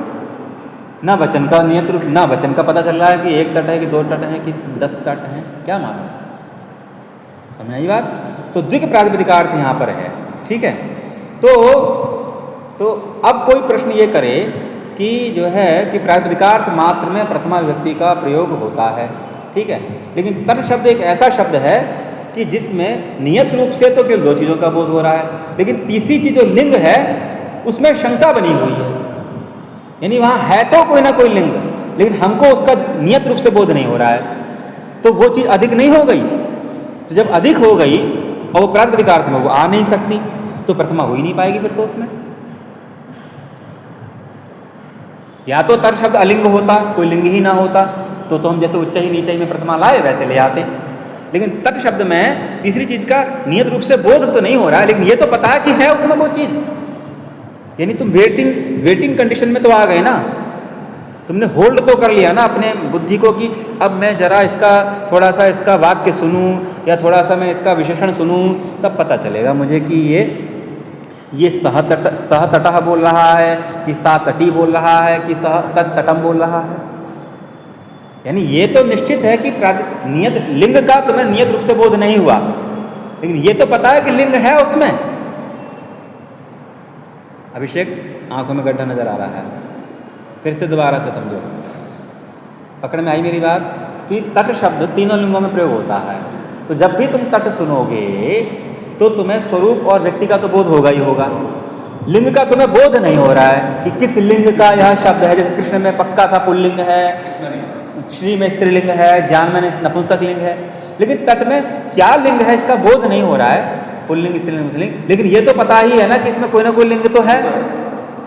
तो ऐसी स्थिति में वो प्रातिपदिकार्थ जो होगा उसका वो द्विक वाला ही होगा, है ना, लेकिन साथ में उसमें एक चीज अधिक भी तो है, एक चीज अधिक भी तो है, वो पता नहीं है क्या है, लेकिन ये तो मालूम है अधिक है, ये तो पता चल रहा है।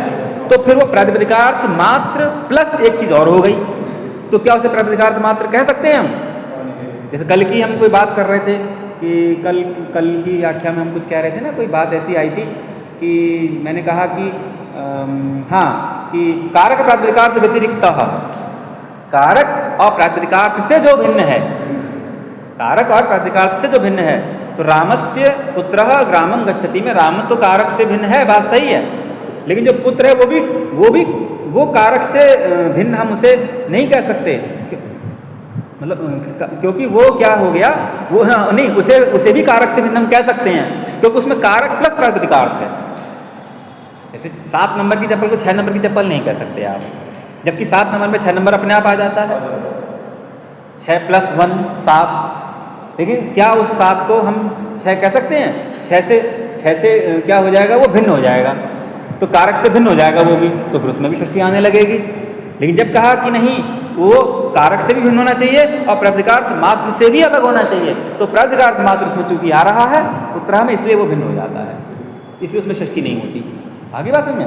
अब वापस से अपने वाले बिंदु पर आ जाओ कि जिसमें लिंग मात्र का निश्चय नहीं हो रहा है कौन सा लिंग है, लेकिन ये पता अनुभव हो रहा है कि कोई ना कोई लिंग है इसमें, तो वो अधिकता उसमें हो गई। अब वो प्रातिपदिकार्थ मात्र नहीं रहा, नहीं रहा।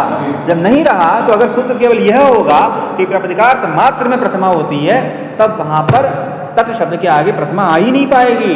इसलिए पाणिनि जी को यह कहना पड़ा कि प्रातिपदिकार्थ मात्र के साथ साथ लिंग मात्र की अधिकता होने पर भी, लिंग मात्र की अधिकता होने पर भी प्रथमा व्यक्ति का प्रयोग हो जाता है, क्योंकि वहाँ अधिक है। वो पुल्लिंग स्त्रीलिंग नपुंसकलिंग का बोध नहीं हो रहा है, लेकिन है लिंग और वो अधिक हो गया। इसका मतलब नियत रूप से वो नहीं हो रहा था, तो इसलिए वो अधिक हो गया। नियत रूप से दो ही चीज़ों का वहाँ पर बोध हो रहा है। पकड़ में आ रही बात? ये या ये? हाँ, ठीक है, ये बीच बीच में करती रहा करो। समझ में आ रही बात? तो इस तरह से यहाँ पर प्रथमा आ जाती है। तो लिंग मात्र अधिकता प्रथमा आती है, तो तटः तटी तटम इस तरह से रूप बन जाते हैं। तटः तटी तटम, क्योंकि पता नहीं था पुल्लिंग है, पता नहीं था स्त्रीलिंग है, पता नहीं था नपुंसकलिंग है, लेकिन जब बोला तो स्पष्ट हो गया। तो ऐसी स्थिति में भी प्रथमा आ जाती है कि जब हमको निश्चय से बोध नहीं है लिंग का, लेकिन लिंग है बस इतना ही बोध है, तो ऐसी स्थिति में वो अधिक हो जाएगा, आधिक्य हो जाएगा। किससे अधिक हो जाएगा? स्वार्थ और व्यक्ति से, दिक् से अधिक हो जाएगा। तो प्रातिपदिकार्थ मात्र में प्रथमा आती है जब ये हम कहेंगे, तो चूंकि यहाँ दिक् ही प्रातिपदिकार्थ है और प्लस उसमें एक चीज़ और जुड़ गई लिंग, और जो कि नियत रूप से नहीं इसमें है, मतलब दिक् में वो त्रिक नहीं बन पा रहा है। यहाँ पर प्रातिपदिकार्थ त्रिक नहीं बन पा रहा है, इसलिए यहाँ पर प्रथमा नहीं आ पाती। तो लिंग मात्र की अधिकता में प्रथमा आती है, ये कहने से वहाँ प्रथमा आ जाती है। हो गया स्पष्ट? बस अब दो चीज़ें और रह गई हैं, सूत्र हमारा समाप्त हो जाएगा। अब तीसरी चीज़ और समझ लो, परिमाण मात्र की अधिकता होने पर भी प्रथमा व्यक्ति का प्रयोग होता है। तो पहले मैं इसका सामान्य अर्थ बताऊंगा, फिर थोड़ा सा गहरा बताऊंगा। परिमाण का अर्थ तुम लोग सब जानते हो, माप। परिमाण माने माप, लेकिन इस माप शब्द का अर्थ प्रायः तुम लोगों की दृष्टि में ये होता है, माप माने क्या? माप माने जैसे मैं कहूँ 1 किलो चावल, तो 1 किलो आप शब्द बोल रहे हो, ये परिमाण है। मैं कहूँ कि 10 किलोमीटर दूर तुम्हारा गांव है, तो 10 किलोमीटर क्या हो गया? वो परिमाण हो गया। 5 लीटर दूध है, तो लीटर क्या हो गया? परिमाण हो गया। ये तो कहोगे 10 मीटर है, 5 मीटर है, ये परिमाण हो गया। लंबा है, चौड़ा है ना, ये सब क्या हो गया? परिमाण में आ गया। यही तुम्हारी बुद्धि में है। लेकिन अगर मैं तुमसे कहूँ काला घोड़ा, कृष्ण अश्वः, तो क्या ये परिमाण है तुम्हारी दृष्टि में? हमारी दृष्टि में तो नहीं है। तुम्हारी दृष्टि में इसलिए है क्योंकि तुम पहले इसको पढ़ चुकी हो, रिकॉर्डिंग नहीं हुई थी, इसलिए हम दोबारा इस कक्षा को कर रहे हैं, इसलिए तुम्हें पता है। लेकिन अगर पहले दिन की दृष्टि से बताओ क्या है पहले दिन के दृष्टिकोण में तो कृष्ण अश्वः अगर मैं बोलता हूँ तो कृष्ण परिमाण नहीं है भाई। परिमाण तो तुम्हें वो जिससे वजन नापा जाता है, लंबाई चौड़ाई नापी जाती है, गहराई नापी जाती है, इस तरह की चीज़ों को हम परिमाण कहते हैं। आकार, सीधी बात, जिससे आकार को मापा जाता है वो परिमाणवाची शब्द कहलाता है। लेकिन सूक्ष्मता से सोचो, परिमाण का अर्थ है जिससे मापा जाता है, और मापना मतलब सीमित करना। गहराई से समझो, मापना अर्थात सीमित। हालांकि एक चीज़ मैं और स्पष्ट कर दूँ, ये मेरे बहुत चिंतन के पश्चात मैं इस अर्थ पर पहुँचा हूँ। ये अर्थ तुम्हें शायद कह सकता हूँ कि किसी पुस्तक में तुम्हें ये अर्थ नहीं मिलेगा, ये अर्थ तुम्हें नहीं मिलेगा। लेकिन वास्तविकता ये है कि इसको गहराई से सोचोगे तो ये अर्थ उसमें विद्यमान होगा।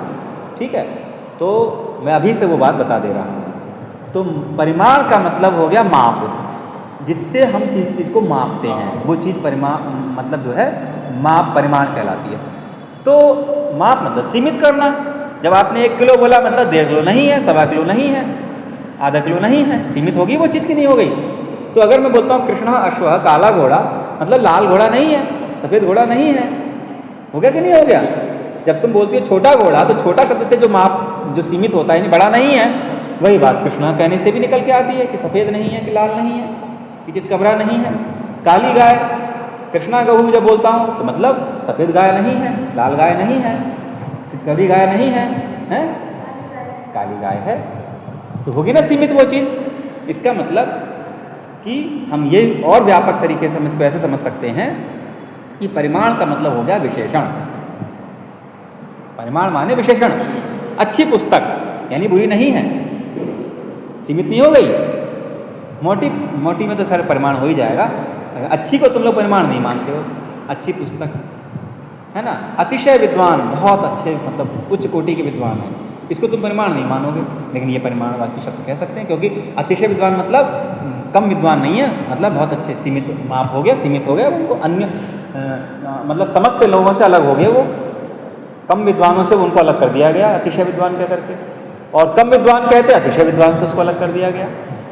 इससे मैं कितने उदाहरण दूँ तुमको, दिन रात बोलता रहूँगा तो भी खत्म नहीं होंगे उदाहरण, लेकिन संक्षेप से समझ लो, समझ में आ भी गया होगा कि हम परिमाण को अब तक जो समझ रहे थे कि परिमाण का अर्थ वजन वाला शब्द, वो केवल वजन अर्थ ही नहीं है, प्लस कोई भी विशेषणवाची शब्द, कोई भी विशेषणवाची शब्द को हम परिमाण कह सकते हैं। होगी बात स्पष्ट अच्छे से? उसमें गुण भी आ सकता है, उसमें आकार प्रकार वाला भी शब्द आ सकता है, या और कोई शब्द भी आ सकता है जो किसी विशेषण के रूप में है। अब अगले वाली बात समझो। आगे वाली बात क्या है? वो ये कि जो विशेषण जो होता है, विशेषण जो होता है वो दो तरह से प्रयोग किया जाता है, या तो केवल विशेषण अर्थ में प्रयोग किया जाता है, या विशेषणवान अर्थ में प्रयोग किया जाता है। ऐसे समझो कि परिमाणवाची जो शब्द है वो या तो केवल परिमाण अर्थ में प्रयोग किया जाता है, या परिमाणवान यानी परिमाण वाली कोई वस्तु उसके उस अर्थ में प्रयोग किया जाता है। कोई सा भी शब्द तुम बोल के देख लो। जैसे मैं बोलूं कि 1 किलो चावल, और मैं बोलूं चावल का वजन कितना है, तो तुम बोलोगे 1 किलो, दोनों ही में 1 किलो बोल रहे हो। चावल कितना है? 1 किलो, और यह 1 किलो चावल है।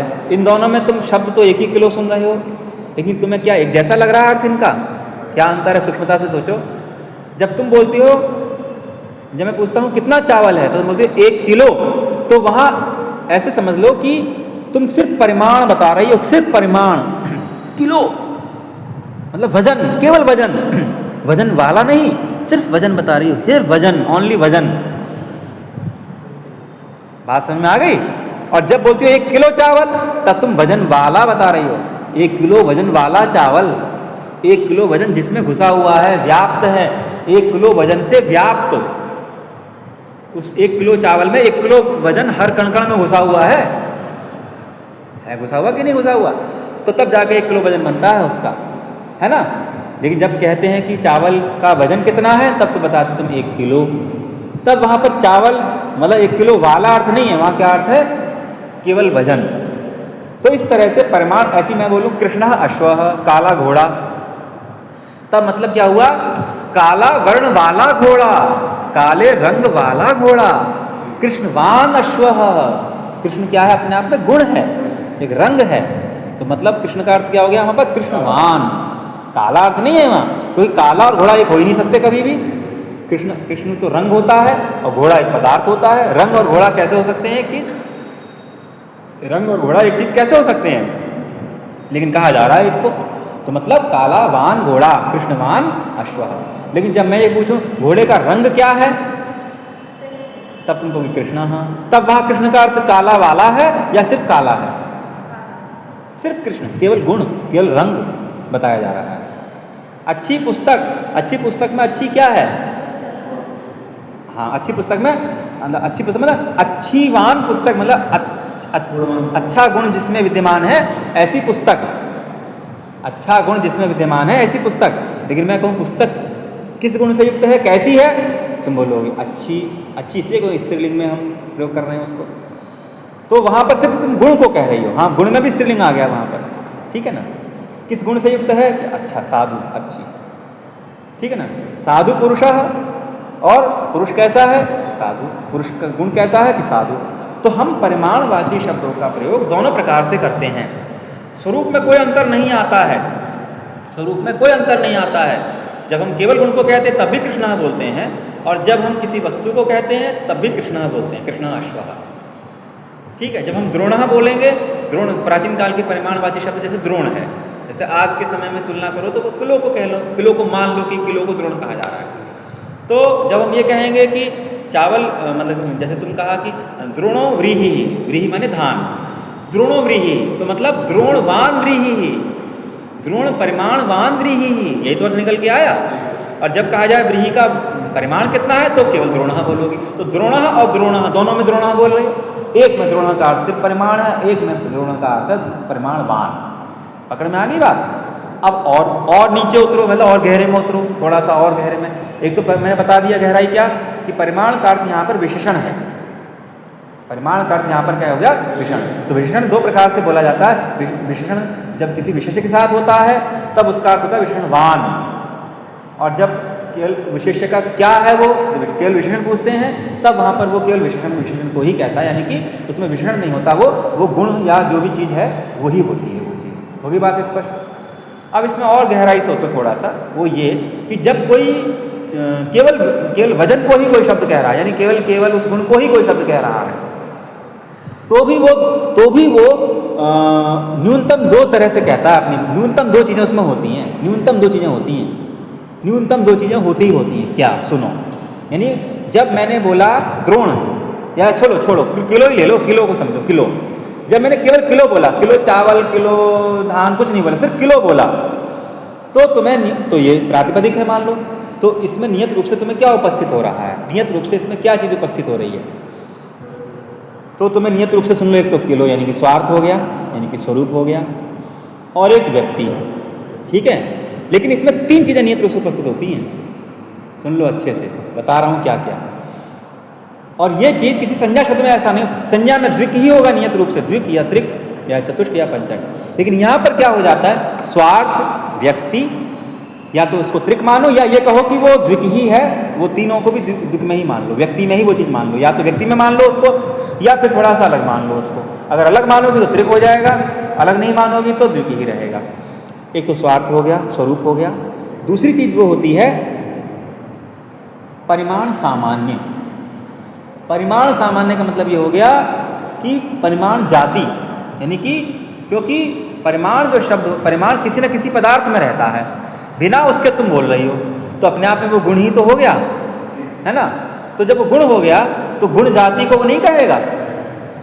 यानी कि द्रोण शब्द, थोड़ी देर के लिए मान लो तुम्हारी दृष्टि में परिमाण का अर्थ वही है जो तुम समझती हो, क्या, वजन वाला। तो द्रोण शब्द या किलो शब्द पहले तो किलो कहेगा परिमाण सामान्य को, यानी कि वजन, किलो क्या है, किलो वजन, और फिर वो वजन में फिर उसको और सीमित करेगा किलो शब्द, यानी स्वयं का विशेषण बन जाएगा। फिर वो वजन का भी विशेषण बन जाएगा कि वजन तो अनेक प्रकार के होते हैं, कि मीटर वाला भी वजन होता है, लीटर वाला भी होता है, लेकिन ये कैसा, किलो वाला वजन, यानी कि देखा जाए तो अपने आप में सिर्फ वजन को कह रहा है ये, लेकिन इस वजन में भी एक विशेष्य और विशेषण है। इस वजन में भी एक विशेषण है और एक विशेष्य है। विशेष्य हो गया सामान्य वजन मात्र, मतलब वजन, सब वजन, और उसमें भी किलो वाला वजन, लीटर वाला नहीं, मीटर वाला नहीं, किलो वाला। हो गया ना, दो चीज़ें हो गई। यानी कि जब हम किसी परिमाणवाची शब्द का प्रयोग करते हैं या किसी विशेषण का प्रयोग करते हैं, तो वो विशेषण, केवल विशेषण की बात कर रहा हूँ, विशेषणवान की बात नहीं कर रहा हूँ, केवल विशेषण का या परिमाणवाची शब्द का प्रयोग करते हैं, उसमें भी तीन चीज़ें होती हैं नियत रूप से। प्रथम स्वरूप, स्वार्थ, दूसरा वो उसका जो व्यक्ति है, यानी कि जो परिमाण विशेष कह लो, और एक परिमाण सामान्य, एक परिमाण विशेष यानी कि द्रोण वाला वजन। भाई मैं तुमसे कहूँ तुम मुझे 10 शब्द बताओ परिमाण वाले, तो तुम 10 बता दोगी, लेकिन क्या 10 का सबका एक ही होगा? लेकिन सबका एक चीज़ कॉमन होगी, वो सब परिमाणवाची शब्द होंगे, परिमाण सामान्यवाची होंगे। तुम सब छात्र हो, छात्र सामान्य, लेकिन इसका नाम पल्लवी, इसका नाम प्रशंसा, इसका नाम अभिषेक, इसका नाम वरुण, है ना। वैसे ही विशेषण में भी यही बात लागू होगी। एक तो वो सामान्य को कहेगा और एक कहेगा अपने ये वाला गुण, ये वाला परिमाण, ये वाला। अब काला घोड़ा, तो कृष्ण अपने आप में जाति से सोचो तो कृष्ण माने वर्ण, तो कृष्ण कहेगा तीन चीज़ों को, स्वरूप, स्वार्थ प्लस वर्ण विशेष और प्लस वर्ण सामान्य, रंग विशेष और रंग सामान्य। जब भी तुम कृष्ण सुनती हो, क्या तुम्हारे दिमाग में ये नहीं मालूम होता कि रंग है ये? जब भी तुम द्रोण सुनती हो, किलो सुनती हो, तो तुम्हारे दिमाग में क्या वजन नहीं आता? लेकिन कौन सा वजन? द्रोण वाला वजन, किलो वाला वजन आता ही नहीं आता। बात समझ आ रही है? जैसे त्रिक प्राकृतिक हम कह सकते हैं, यानी जब भी तुम कोई परिमाणवाची शब्द बोलोगी तो ये तीन तो पक्का होंगे ही होंगे। बोलो होंगे कि नहीं होंगे? बजाओ ताली। समझ में आई बात? तो पहली वाली क्लास हुआ करती ना, तुम लोग सीनियर लोग थे, तो मुझे ठुकवाता था मैं कि चलो ठोको, ठोक देते हो। हाँ, तो तो ये निश्चित हो गया कि तीन चीजें होंगी ही होंगी, स्वार्थ, परिमाण विशेष, परिमाण सामान्य। यानी कि स्वार्थ, स्वरूप, विशेषण विशेष और विशेषण सामान्य। हो गया बात स्पष्ट। लेकिन ये बात संज्ञा शब्दों में लागू नहीं होती।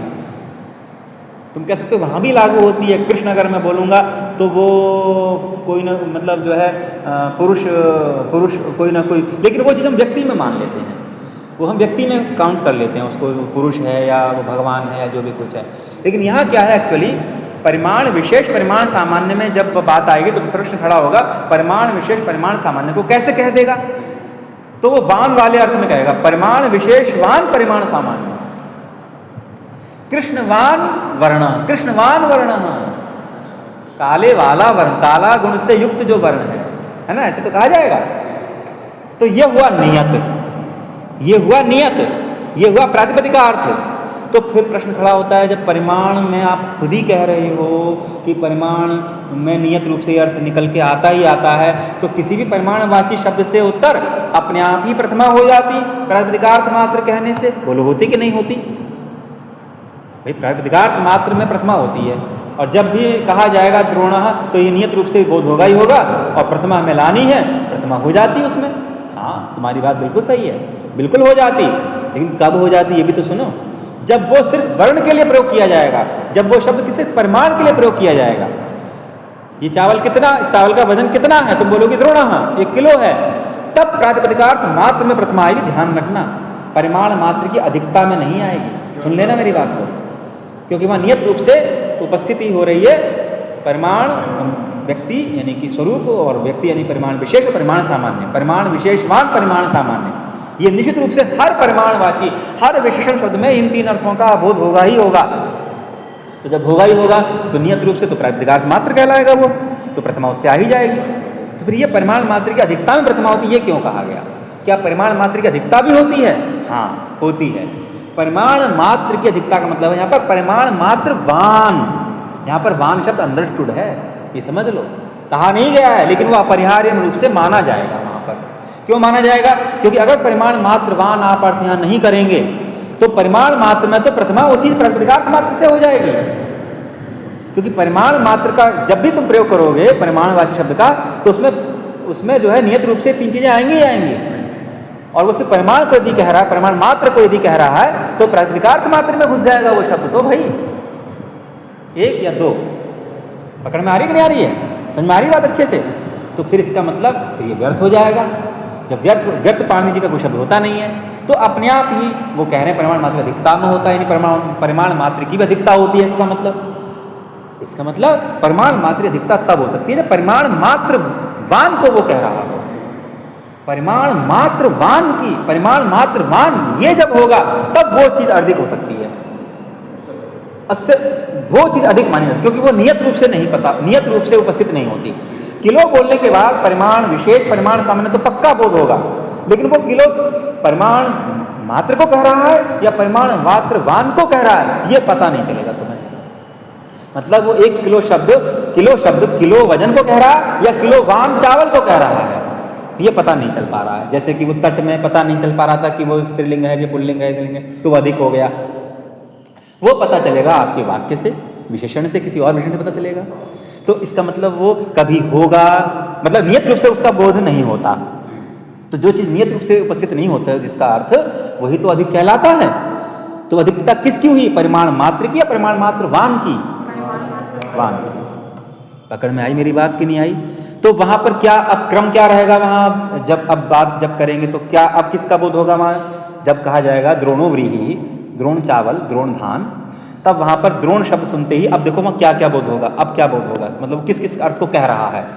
द्रोण स्वरूप, द्रोण वजन, परिमाण विशेष, परिमाण सामान्य, और वह सब जिसका है, यानी परिमाण, यानी कि इसको अगर एक वाक्य में कहें तो हो जाएगा परिमाण विशेष परिमाण सामान्य वान, परिमाण विशेष परिमाण सामान्य वान। और जब केवल वजन को कहा जाएगा तब होगा परिमाण, नहीं मैं गलत कह गया, ऐसे होगा परिमाण विशेष वान परिमाण सामान्य वान। ये हुई अधिकता। जब केवल परिमाण को कहेगा तो वो किसको कहेगा? नियत रूप से परिमाण विशेषवान परिमाण सामान्य। अभी मैंने बताया था ना कि वो अपने आप में विशेषण बन जाता है परिमाण सामान्य का। द्रोण अपने आप में परिमाण मात्र का विशेषण बन जाता है ना। तो जब जब परिमाणवाची शब्द का जब जब मारना मत, भैया है क्या? डरते क्यों हो इतना?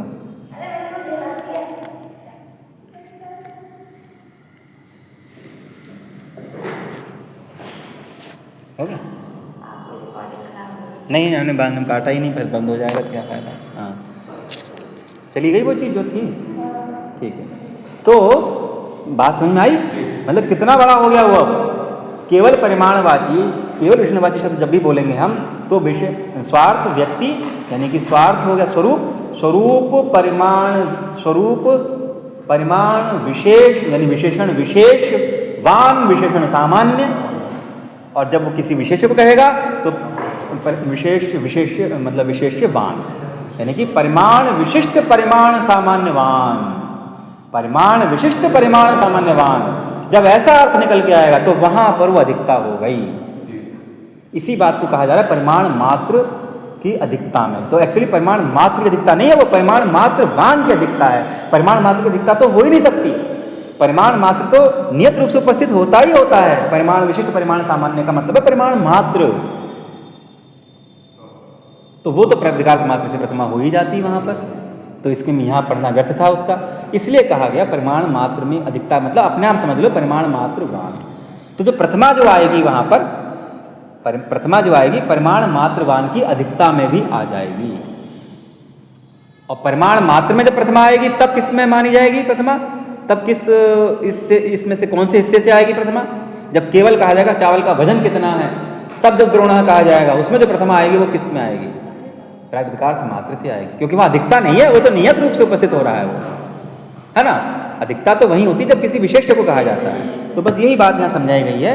इसमें कौमुदी में जो पंक्तियाँ दी गई हैं वो ये दी गई हैं कि यहाँ पर द्रोणोव्रीहि में परिमाण मात्र की अधिकता का उदाहरण दिया, द्रोणोव्रीहि दिया हुआ है।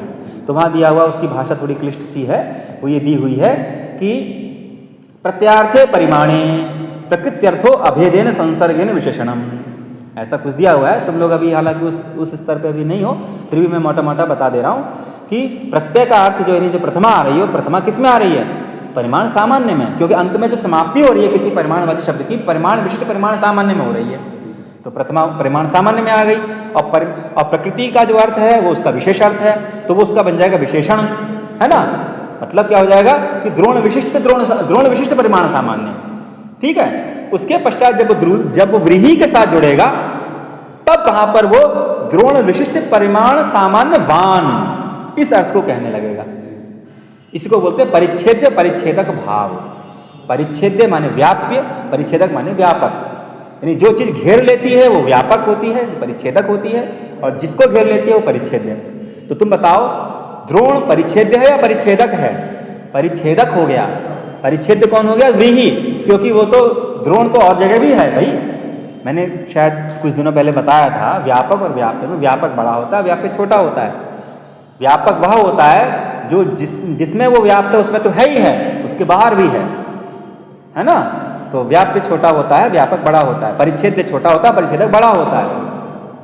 तो ये परिच्छेद्य जो है यही तो वान है, यही तो वान है, यानी कि यही तो अधिकता है। परिमाण विशिष्ट परिमाण सामान्य वान कौन? परिच्छेद्य। और परिच्छेदक कौन हो गया? परिमाण विशिष्ट परिमाण सामान्य। उससे व्रीहि को जब कहा जाएगा तो अपने आप ही वान अर्थवान निकल के आ जाएगा, वो परिच्छेद्य को कहने लग जाएगा। तो ये जो परिच्छेद्य है ये तभी आएगा जब किसी विशेष्य का प्रयोग आपके सामने करेंगे। किसी परिमाणवाची, किसी विशेषण शब्द के साथ जब विशेष्य का प्रयोग करेंगे, किसी गुणवाची शब्द के साथ जब आप विशेष्य का प्रयोग करने लगे, गुणी का प्रयोग करने लगेंगे, तब वहां ये अधिकता आ जाएगी गुणवान की।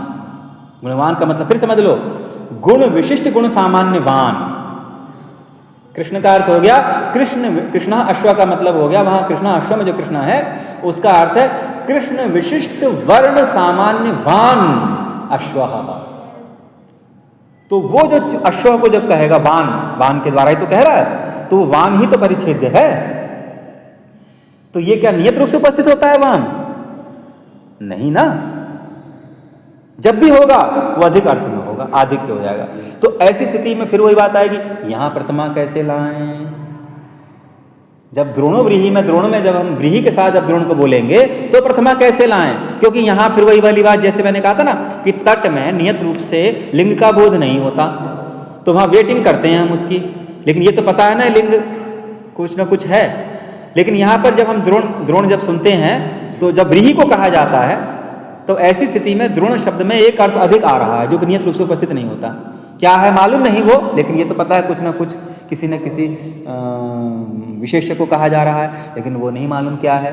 तो ऐसी स्थिति में क्या होगा कि वो होल्ड पे आ जाएगा वो चीज़, और होल्ड पे जब आ जाएगी तो फिर उसे प्रातिपदिकार्थ मात्र आप नहीं कह सकते। जैसे कि वहाँ तट में प्रातिपदिकार्थ मात्र नहीं, क्योंकि लिंग भी है, कुछ ना कुछ तो है, ऐसे यहाँ भी कुछ ना कुछ तो है, पता नहीं व्रीहि है क्या है, ईश्वर जाने क्या है, लेकिन कुछ ना कुछ तो है, द्रोणवान कुछ तो है। तो वो जो कुछ है वो अधिक नहीं हो गया, अधिक हो गया तो प्रातिपदिकार्थ मात्र नहीं रहा वो। 7 नंबर की चप्पल को 6 नंबर की चप्पल आप नहीं कह सकते, हो गया ना अधिक, तो वो अधिक हो गया। तो उसमें प्रथमा कैसे लाएं? इसलिए पाणिनि जी को पढ़ना पड़ा, परिमाण मात्र वान की अधिकता होने पर भी प्रथमा होती है। और ये जो मैंने व्यापक अर्थ बताया इसका कि ये एक्चुअली परिमाण का अर्थ यहाँ पर विशेषण है। परिमाण का अर्थ यहाँ पर कोई भी चीज़ हो सकती है, गुण भी हो सकता है, विशेषण कुछ भी हो सकता है, क्योंकि विशेषण शब्द जो है 2 प्रकार से प्रयोग किया जाता है। केवल विशेषण के रूप में जब प्रयोग किया जाएगा तो वो होगा विशेषण विशिष्ट, विशेषण विशिष्ट सामान्यवान, ठीक है, और ये तो नियत रूप से रहेगा। और जब किसी विशेषण को जब वो कहेगा तो फिर वो तद विशिष्ट सामान्यवान उसको कहेगा, कृष्ण विशिष्ट वर्णवान। और जब केवल कृष्ण बोलेंगे तब वो कृष्ण विशिष्ट वर्ण सामान्य, इसको तो कहेगा ही कहेगा। बस इतना ही तो, एक लाइन ही तो आगे बढ़ानी है। कृष्ण विशिष्ट सामान्य तो हर समय कहेगा। जब अश्व के साथ जुड़ जाएगा तो कृष्ण विशिष्ट वर्णवान को कहने लगेगा। द्रोण हमेशा ही द्रोण विशिष्ट परिमाण सामान्य को कहेगा ही कहेगा, है ना। बस जब व्रीहि के साथ जुड़ जाएगा तो द्रोण विशिष्ट परिमाण सामान्य वान को कहने लग जाएगा। नियत रूप से वो हमेशा द्रोण विशिष्ट परिमाण सामान्य को कहेगा, तो वो प्रातिपदिकार्थ मात्र हो गया। तो इस बात को बहुत अच्छी तरह से समझ लो कि किसी विशेषण में जब केवल शब्द में जब गुण में प्रथमा आएगी या किसी परिमाणवाची शब्द में प्रथमा आएगी तो वो प्रातिपदिकार्थ मात्र कहने से आएगी। जब वो वान को कहेगा, तद्वान को जब वो कहेगा तब प्रथमा अधिकता होने पर वो आएगी। हालांकि वहां भी वान है, लेकिन वो नियत वाला वान है ना। परिमाण मतलब द्रोणवान परिमाण सामान्य, द्रोणवान परिमाण सामान्य, वो नियत वाला वान है।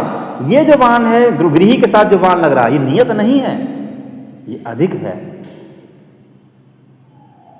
समझ में आ रही है मेरी बात? 1 2 पकड़ में आई मेरी बात अच्छे से, है ना गहरा अर्थ इसका। तो हम यूं ही ले आते हैं बड़े आसानी से प्रथमा, जरा देर में ले आते हैं प्रथमा ऐसे करके कि प्रथमा आ गई, लेकिन कितना गहरा है इसमें।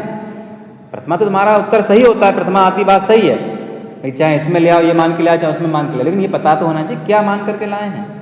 जैसे कई कभी क्या होता है, जैसे किसी प्रसंग में हम कोई आ जाए, हम मिठाई खिलाने लग जाए, तो भाई चाहे तुम्हें पता हो किस उपलक्ष्य में खिला रहा है मिठाई तब भी मीठी लगेगी, ना पता हो तब भी मीठी लगेगी। तभी हम क्या पूछते हैं, भाई क्या बात है आज क्यों मिठाई खिला रहे हो? तो वो कहे तुमसे, तुम्हें क्या मतलब, तुम खाओ, तुम्हें खाने से मतलब कि इससे मतलब कि क्यों खिला रहे हैं, है ना। तब भी तुम क्या कहते नहीं, बताओ भाई ऐसे कैसे खा लें, फ़र्क पड़ता है भाई इस चीज़ का कि भाई किस वजह से तुम खिला रहे हो, है ना। तो वैसे ही मतलब जैसे प्रथमा तो तुम तब भी ले आओगी चाहे तुम्हें पता हो ना हो कि ये परिमाण मात्र में आ रही है प्रथमा, या मतलब परिमाण विशिष्ट द्रोण विशिष्ट परिमाण सामान्य में आ रही है प्रथमा, या द्रोण विशिष्ट परिमाण सामान्य वान में आ रही है प्रथमा, तो तब भी आ जाएगी। लेकिन ये पता भी तो होना चाहिए ना कि किस कैटेगरी में रख करके उसे प्रथमा लेकर के आ रहे हो, परिमाण मात्र में ला रहे हो या जो है यानी प्रातिपदिकार्थ मात्र में ला रहे हो, या परिमाण मात्र की अधिकता होने पर ला रहे हो। हो गई बात, बस यही मुझे समझाना था। अब अंतिम एक बात रह गई, इसमें काफ़ी विस्तार हो गया। वचन मात्र, वचन मात्र में जो प्रथमा आई है उसमें अधिकता वाली कोई बात नहीं है, ठीक है। तो इसमें भी 2 बातें गहराई से समझ लो। वचन का अर्थ क्या होता है? संख्या। वचन माने संख्या, तो संख्यावाची शब्द भी 2 प्रकार से बोले जाते हैं। यहाँ भी वही वाली बात आएगी, संख्यावाची शब्द तो विशेषण है। मैं बोलूँ एक आदमी और मैं बोलूँ आदमी की संख्या कितनी है, तब भी तुम वो एक बोलोगे।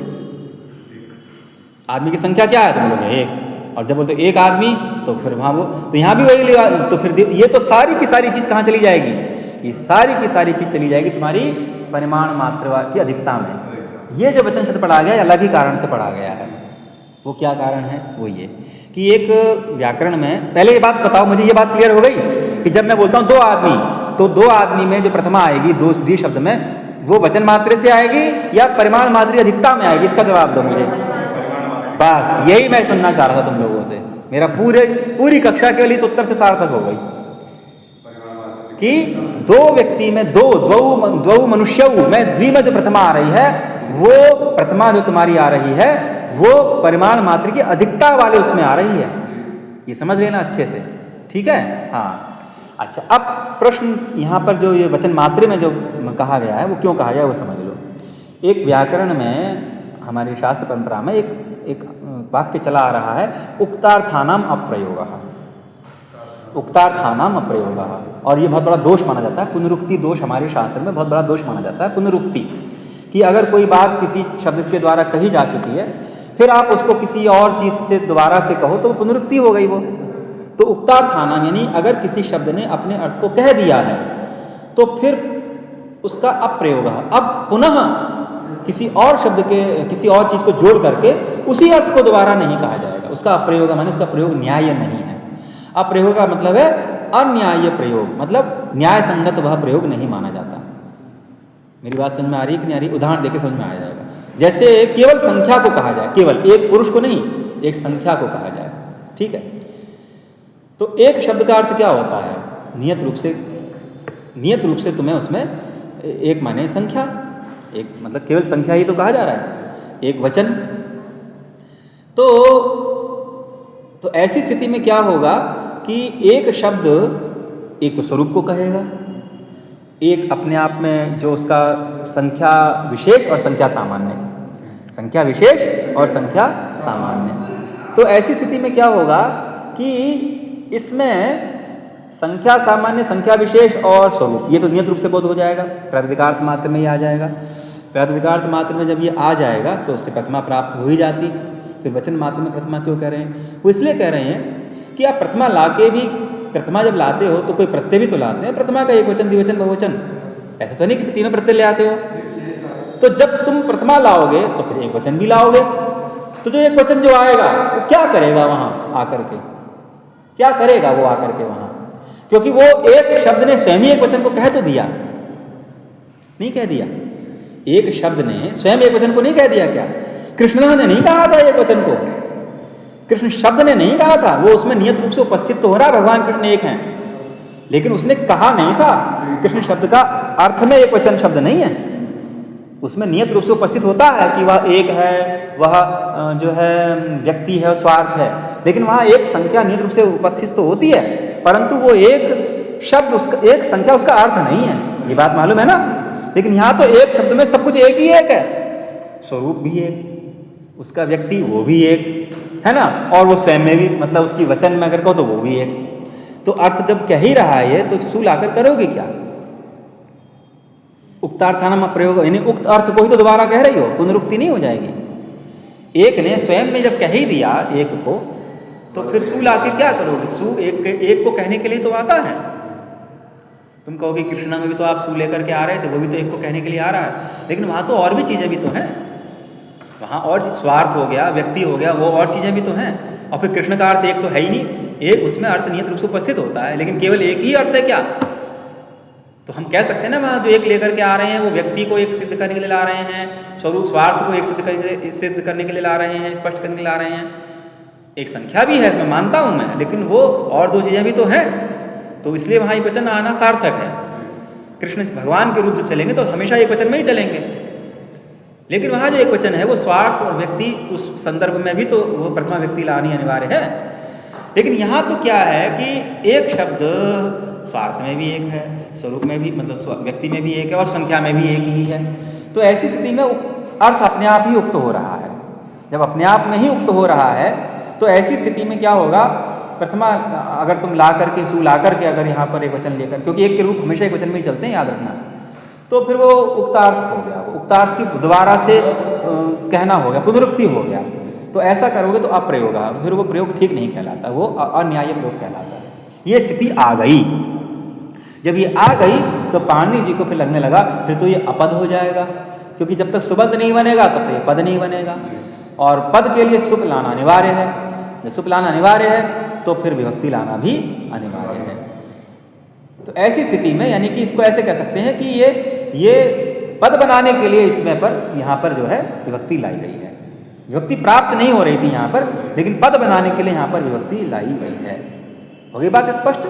ऐसी द्वि शब्द है, तो द्वि शब्द जब केवल संख्या को कहेगा तब की बात कर रहा हूँ मैं, संख्यावान को नहीं, है ना। जब द्वि शब्द केवल संख्या को कहेगा तो यहाँ भी वही वाली बात है कि प्रारंभिकार्थ मात्र से प्रथमा आ रही है, लेकिन प्रारंभिकार्थ मात्र से प्रथमा जो ला रहे हो तो वो जो इसमें तो कोई, जैसे कृष्ण में तो व्यक्ति और वो अलग अलग थे, संख्या अलग थी, तीसरी चीज़ थी। यहाँ तो सब कुछ वही है, दो ही है सब, स्वरूप भी द्वि ही, उसका अर्थ भी द्वि, संख्या है ना, व्यक्ति जो है वो, और मैंने कि द्वि विशिष्ट द्वि सामान्य वो भी द्वि, और साथ में तीसरी चीज़ वो द्वि दो है।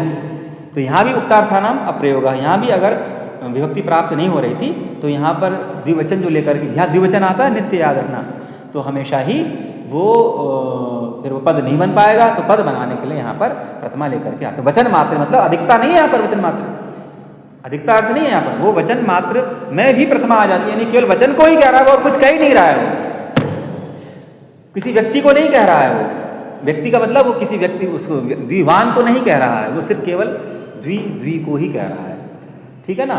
तो मैं इसको कैसे कहूँ, मैं इसको थोड़ा एक लौकिक उदाहरण से तुम्हें समझाना चाह रहा हूँ। जैसे कुछ सब्जियाँ ऐसी होती हैं कि हम सब्जी लाते हैं और फिर उस घर पे लाकर उसको काटते हैं, छीलते हैं, नमक मिर्च मसाला लगाकर छौंक लगाते हैं, हल्दी जीरा धनिया डाल के तेल डाल करके लाते हैं, तो फिर जाकर वो खाने योग्य सब्जी बन जाती है और फिर हम उसे खाते हैं, ठीक है।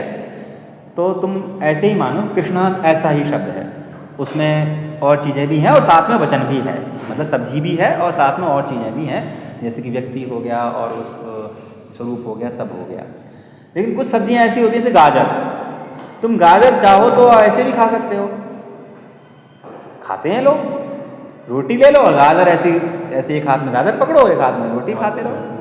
तो और अगर सब्जी भी बन सकती है उसकी, ऐसा नहीं, सब्जी भी बन सकती है बढ़िया करके, मटर डाल करके, छौंक लगा करके, है ना। गाजर हो गया, चुकंदर हो गया, मूली है, मूली तो अक्सर लोग कच्ची खाते, खीरा तो देखा जाए सब्जी बनती ही नहीं है, खीरा तो कच्चा ही खाया जाता है। कोई तुम्हें खीरे की सब्जी बना के तुम्हें किसी ने खिलाई है? कोई बनाता ही नहीं खीरे की सब्जी। तो मतलब क्या हुआ कि कुछ सब्जियां ऐसी होती हैं जो अपने आप में ही सब्जी बनने के बाद जो सब्जी होती है, वो जो उद्देश्य हमारा पूरा होता है, सब्जी बना करके छौंक लगा करके गाजर खाई हम ऐसा बोलते हैं, वो चीज़ केवल उस कच्चेपन में ही वो अनुभव हो जाता है कि मैंने सब्जी खाई, क्या गाजर की सब्जी खाई, मतलब गाजर ही खा लो तो भी गाजर की सब्जी खाई, ऐसा अनुभूति हो जाती नहीं जाती है। इस उदाहरण से तुम अब थोड़ा सा इमेजिन करो एक शब्द को लेकर के, है ना, किसी भी संख्यावाची शब्द को लेकर के तुम इमेजिन करो, ये बात बिल्कुल फिट हो जाती है कि ये संख्यावाची जितने भी शब्द होते हैं, 1 2 5 100 50 1000 लाख करोड़ 10 करोड़, ये अपने आप में ऐसे शब्द हैं गाजर की सब्जी की तरह हैं, ये कि ये अपने आप में सब्जीपन को कह देते हैं। अब अगर तुम इसमें छौंक लगा रही हो, कुछ कर रही हो, अगर कुछ आलू डाल रही हो, तो वो मतलब मैंडेटरी नहीं है, वो चीज़ मैंडेटरी नहीं है, मतलब वो अनिवार्य नहीं है। कर रही हो तो भाई कोई बात नहीं, तुम्हारी मर्जी है, तो गाजर छौंक के खा लो, कोई बात नहीं है कि नहीं। तो उस समय जो सब्जी छौंक वौंक करके कर रही हो तो वो वान वाले में आ जाएगा, वान वाले में आ जाएगा, तो फिर तो परिमाण मात्र अधिकता बात पकड़ में आ गई, नहीं आ गई, तो वहाँ चला जाएगा वो। और जब वो चीज़ वान में ना होकर के केवल उसी को कह रही है, यानी कि केवल गाजर बिना छौंके ही हम खा रहे हैं, केवल कच्ची सब्जी खा रहे हैं, तब वहाँ दिक्कत ये आएगी कि अब वहाँ प्रथमा कैसे लाएं। तो संख्या शब्द ऐसे ही है कि जब वो वान को कहें तो वहाँ से प्रथमा हो जाएगी परिमाण मात्र वान की अधिकता होने पर। लेकिन जब केवल संख्या ही को कह रहे हैं वो, तब फिर ऐसा लगेगा क्या जरूरत है छौंकने की गाजर को, ऐसी जब पूरी अपने आप में सब्जी, गाजर छौंकने के बाद भी गाजर खाई ऐसा बोलता हूँ, और केवल कच्ची गाजर खा लो तब भी कहता हूँ गाजर खाई, तो आवश्यकता क्या है। तो वही वाली बात है। लेकिन यहाँ पद में ऐसा नहीं होता, पद यानी कि शब्द शास्त्र में ऐसा नहीं होता, शब्द शास्त्र में आपको पद बनाना पड़ता है। पद तभी बनेगा जब सुप आएगा, सुप यानी कि विभक्ति। इसलिए ये जो विभक्ति आई है ये सिर्फ पद बनाने के लिए आई है, और वो आ नहीं सकती थी, क्योंकि केवल गाजर खा के भी तुम आराम से बोल देती हो कि मैंने गाजर खाई। तो वैसे ही केवल अगर एक शब्द का बोल दोगी तो भी ये कहा जाएगा तुमने एक शब्द बोल दिया, है ना, कोई विभक्ति नहीं लगाई। जैसे तुमने कहा कि मैं पूछूं ये कितनी किताबें हैं, एक नहीं बोला, एकम नहीं बोला, एक बोला केवल, तो क्या मुझे अर्थ का बोध नहीं होगा? या मैं इंतजार करूंगा, अरे ये पता नहीं एक बोल रही है कि दो बोल रही है कि तीन बोल रही है, एक कितने हैं पता नहीं, एक दो हैं कि एक तीन हैं कि एक 10 हैं, ऐसा कोई तुम्हें संशय होगा? पद नहीं बनाया तभी बोध हो जाएगा। लेकिन पद के बिना प्रयोग करना अशास्त्रीय प्रयोग माना जाता है। बस अशास्त्रीय प्रयोग ना बन जाए इसलिए वचन मात्रे में प्रथमा कही गई है। बाकी वो बात तुम लोगों ने अच्छी समझ ली है कि जब द्वे पुस्तकें जब कहा जाएगा तो द्वि में जब प्रथमा आएगी वहां पर वो वान वाले में है, फिर समझ लो परिमाण मात्र वान की अधिकता होने पर। ये मेरी बात याद है ना? ये समझ लो, मैं तुम्हें ईमानदारी से कहूँ ना तो मेरी इस पूरी क्लास का अगर लब्बो लुभाव है कि मैंने तुम्हें समझाया है तो उस समझ को मैं केवल एक ही आउटपुट सेंटेंस से समझता हूँ कि तुमने क्या समझा, केवल एक ही उत्तर से समझता हूँ मैं, जब मैं संख्यावान वाले में पूछता हूँ कि इसमें प्रथमा किससे आई है। और अगर तुम वो जवाब दे दो कि परिमाण मात्र वान की अधिकता से आई है तो समझ लो मेरी पूरी कक्षा का पूरा सारांश स्पष्ट हो गया, यानी कि तुमने पूरा समझ लिया। ये है, बाकी चीजें इतनी कठिन नहीं है, बस यही एक परिमाण मात्र वान की अधिकता और ये वचन वान वाले को जब कहना हो उसमें प्रथमा किससे आई है तो ये उत्तर देना कि परिमाण मात्र वान की अधिकता से आई है। यही इस पूरी कक्षा का क्या कहते हैं प्रसाद है ये। को है कि नहीं? ये तो ये इस सूत्र का पूरा गहरा अर्थ है कि परिमाण मात्र की प्राकृतिकार्थ मात्र में प्रथमा आती है। तो प्राकृतिकार्थ मात्र जो है वो मैंने बता दिया, द्विक त्रिक चतुष्क पंचक, 4 प्रकार का हो सकता है। लेकिन जब भी होगा उस समय द्विक होगा तो 2 होंगे ही होंगे, त्रिक होगा तो 3 होंगे ही होंगे, अधिकता वो नहीं मानी जाएगी। चतुष्क होगा तो 4 होंगे ही होंगे, हैं? हाँ, और पंचक होगा तो 5 होंगे ही होंगे। लेकिन अगर द्विक है और किसी चीज की वेटिंग हो रही है तो वो अधिक मानी जाएगी। अगर त्रिक है, चौथे की वेटिंग हो रही है तो वो चतुष्क वो अधिकता मानी जाएगी।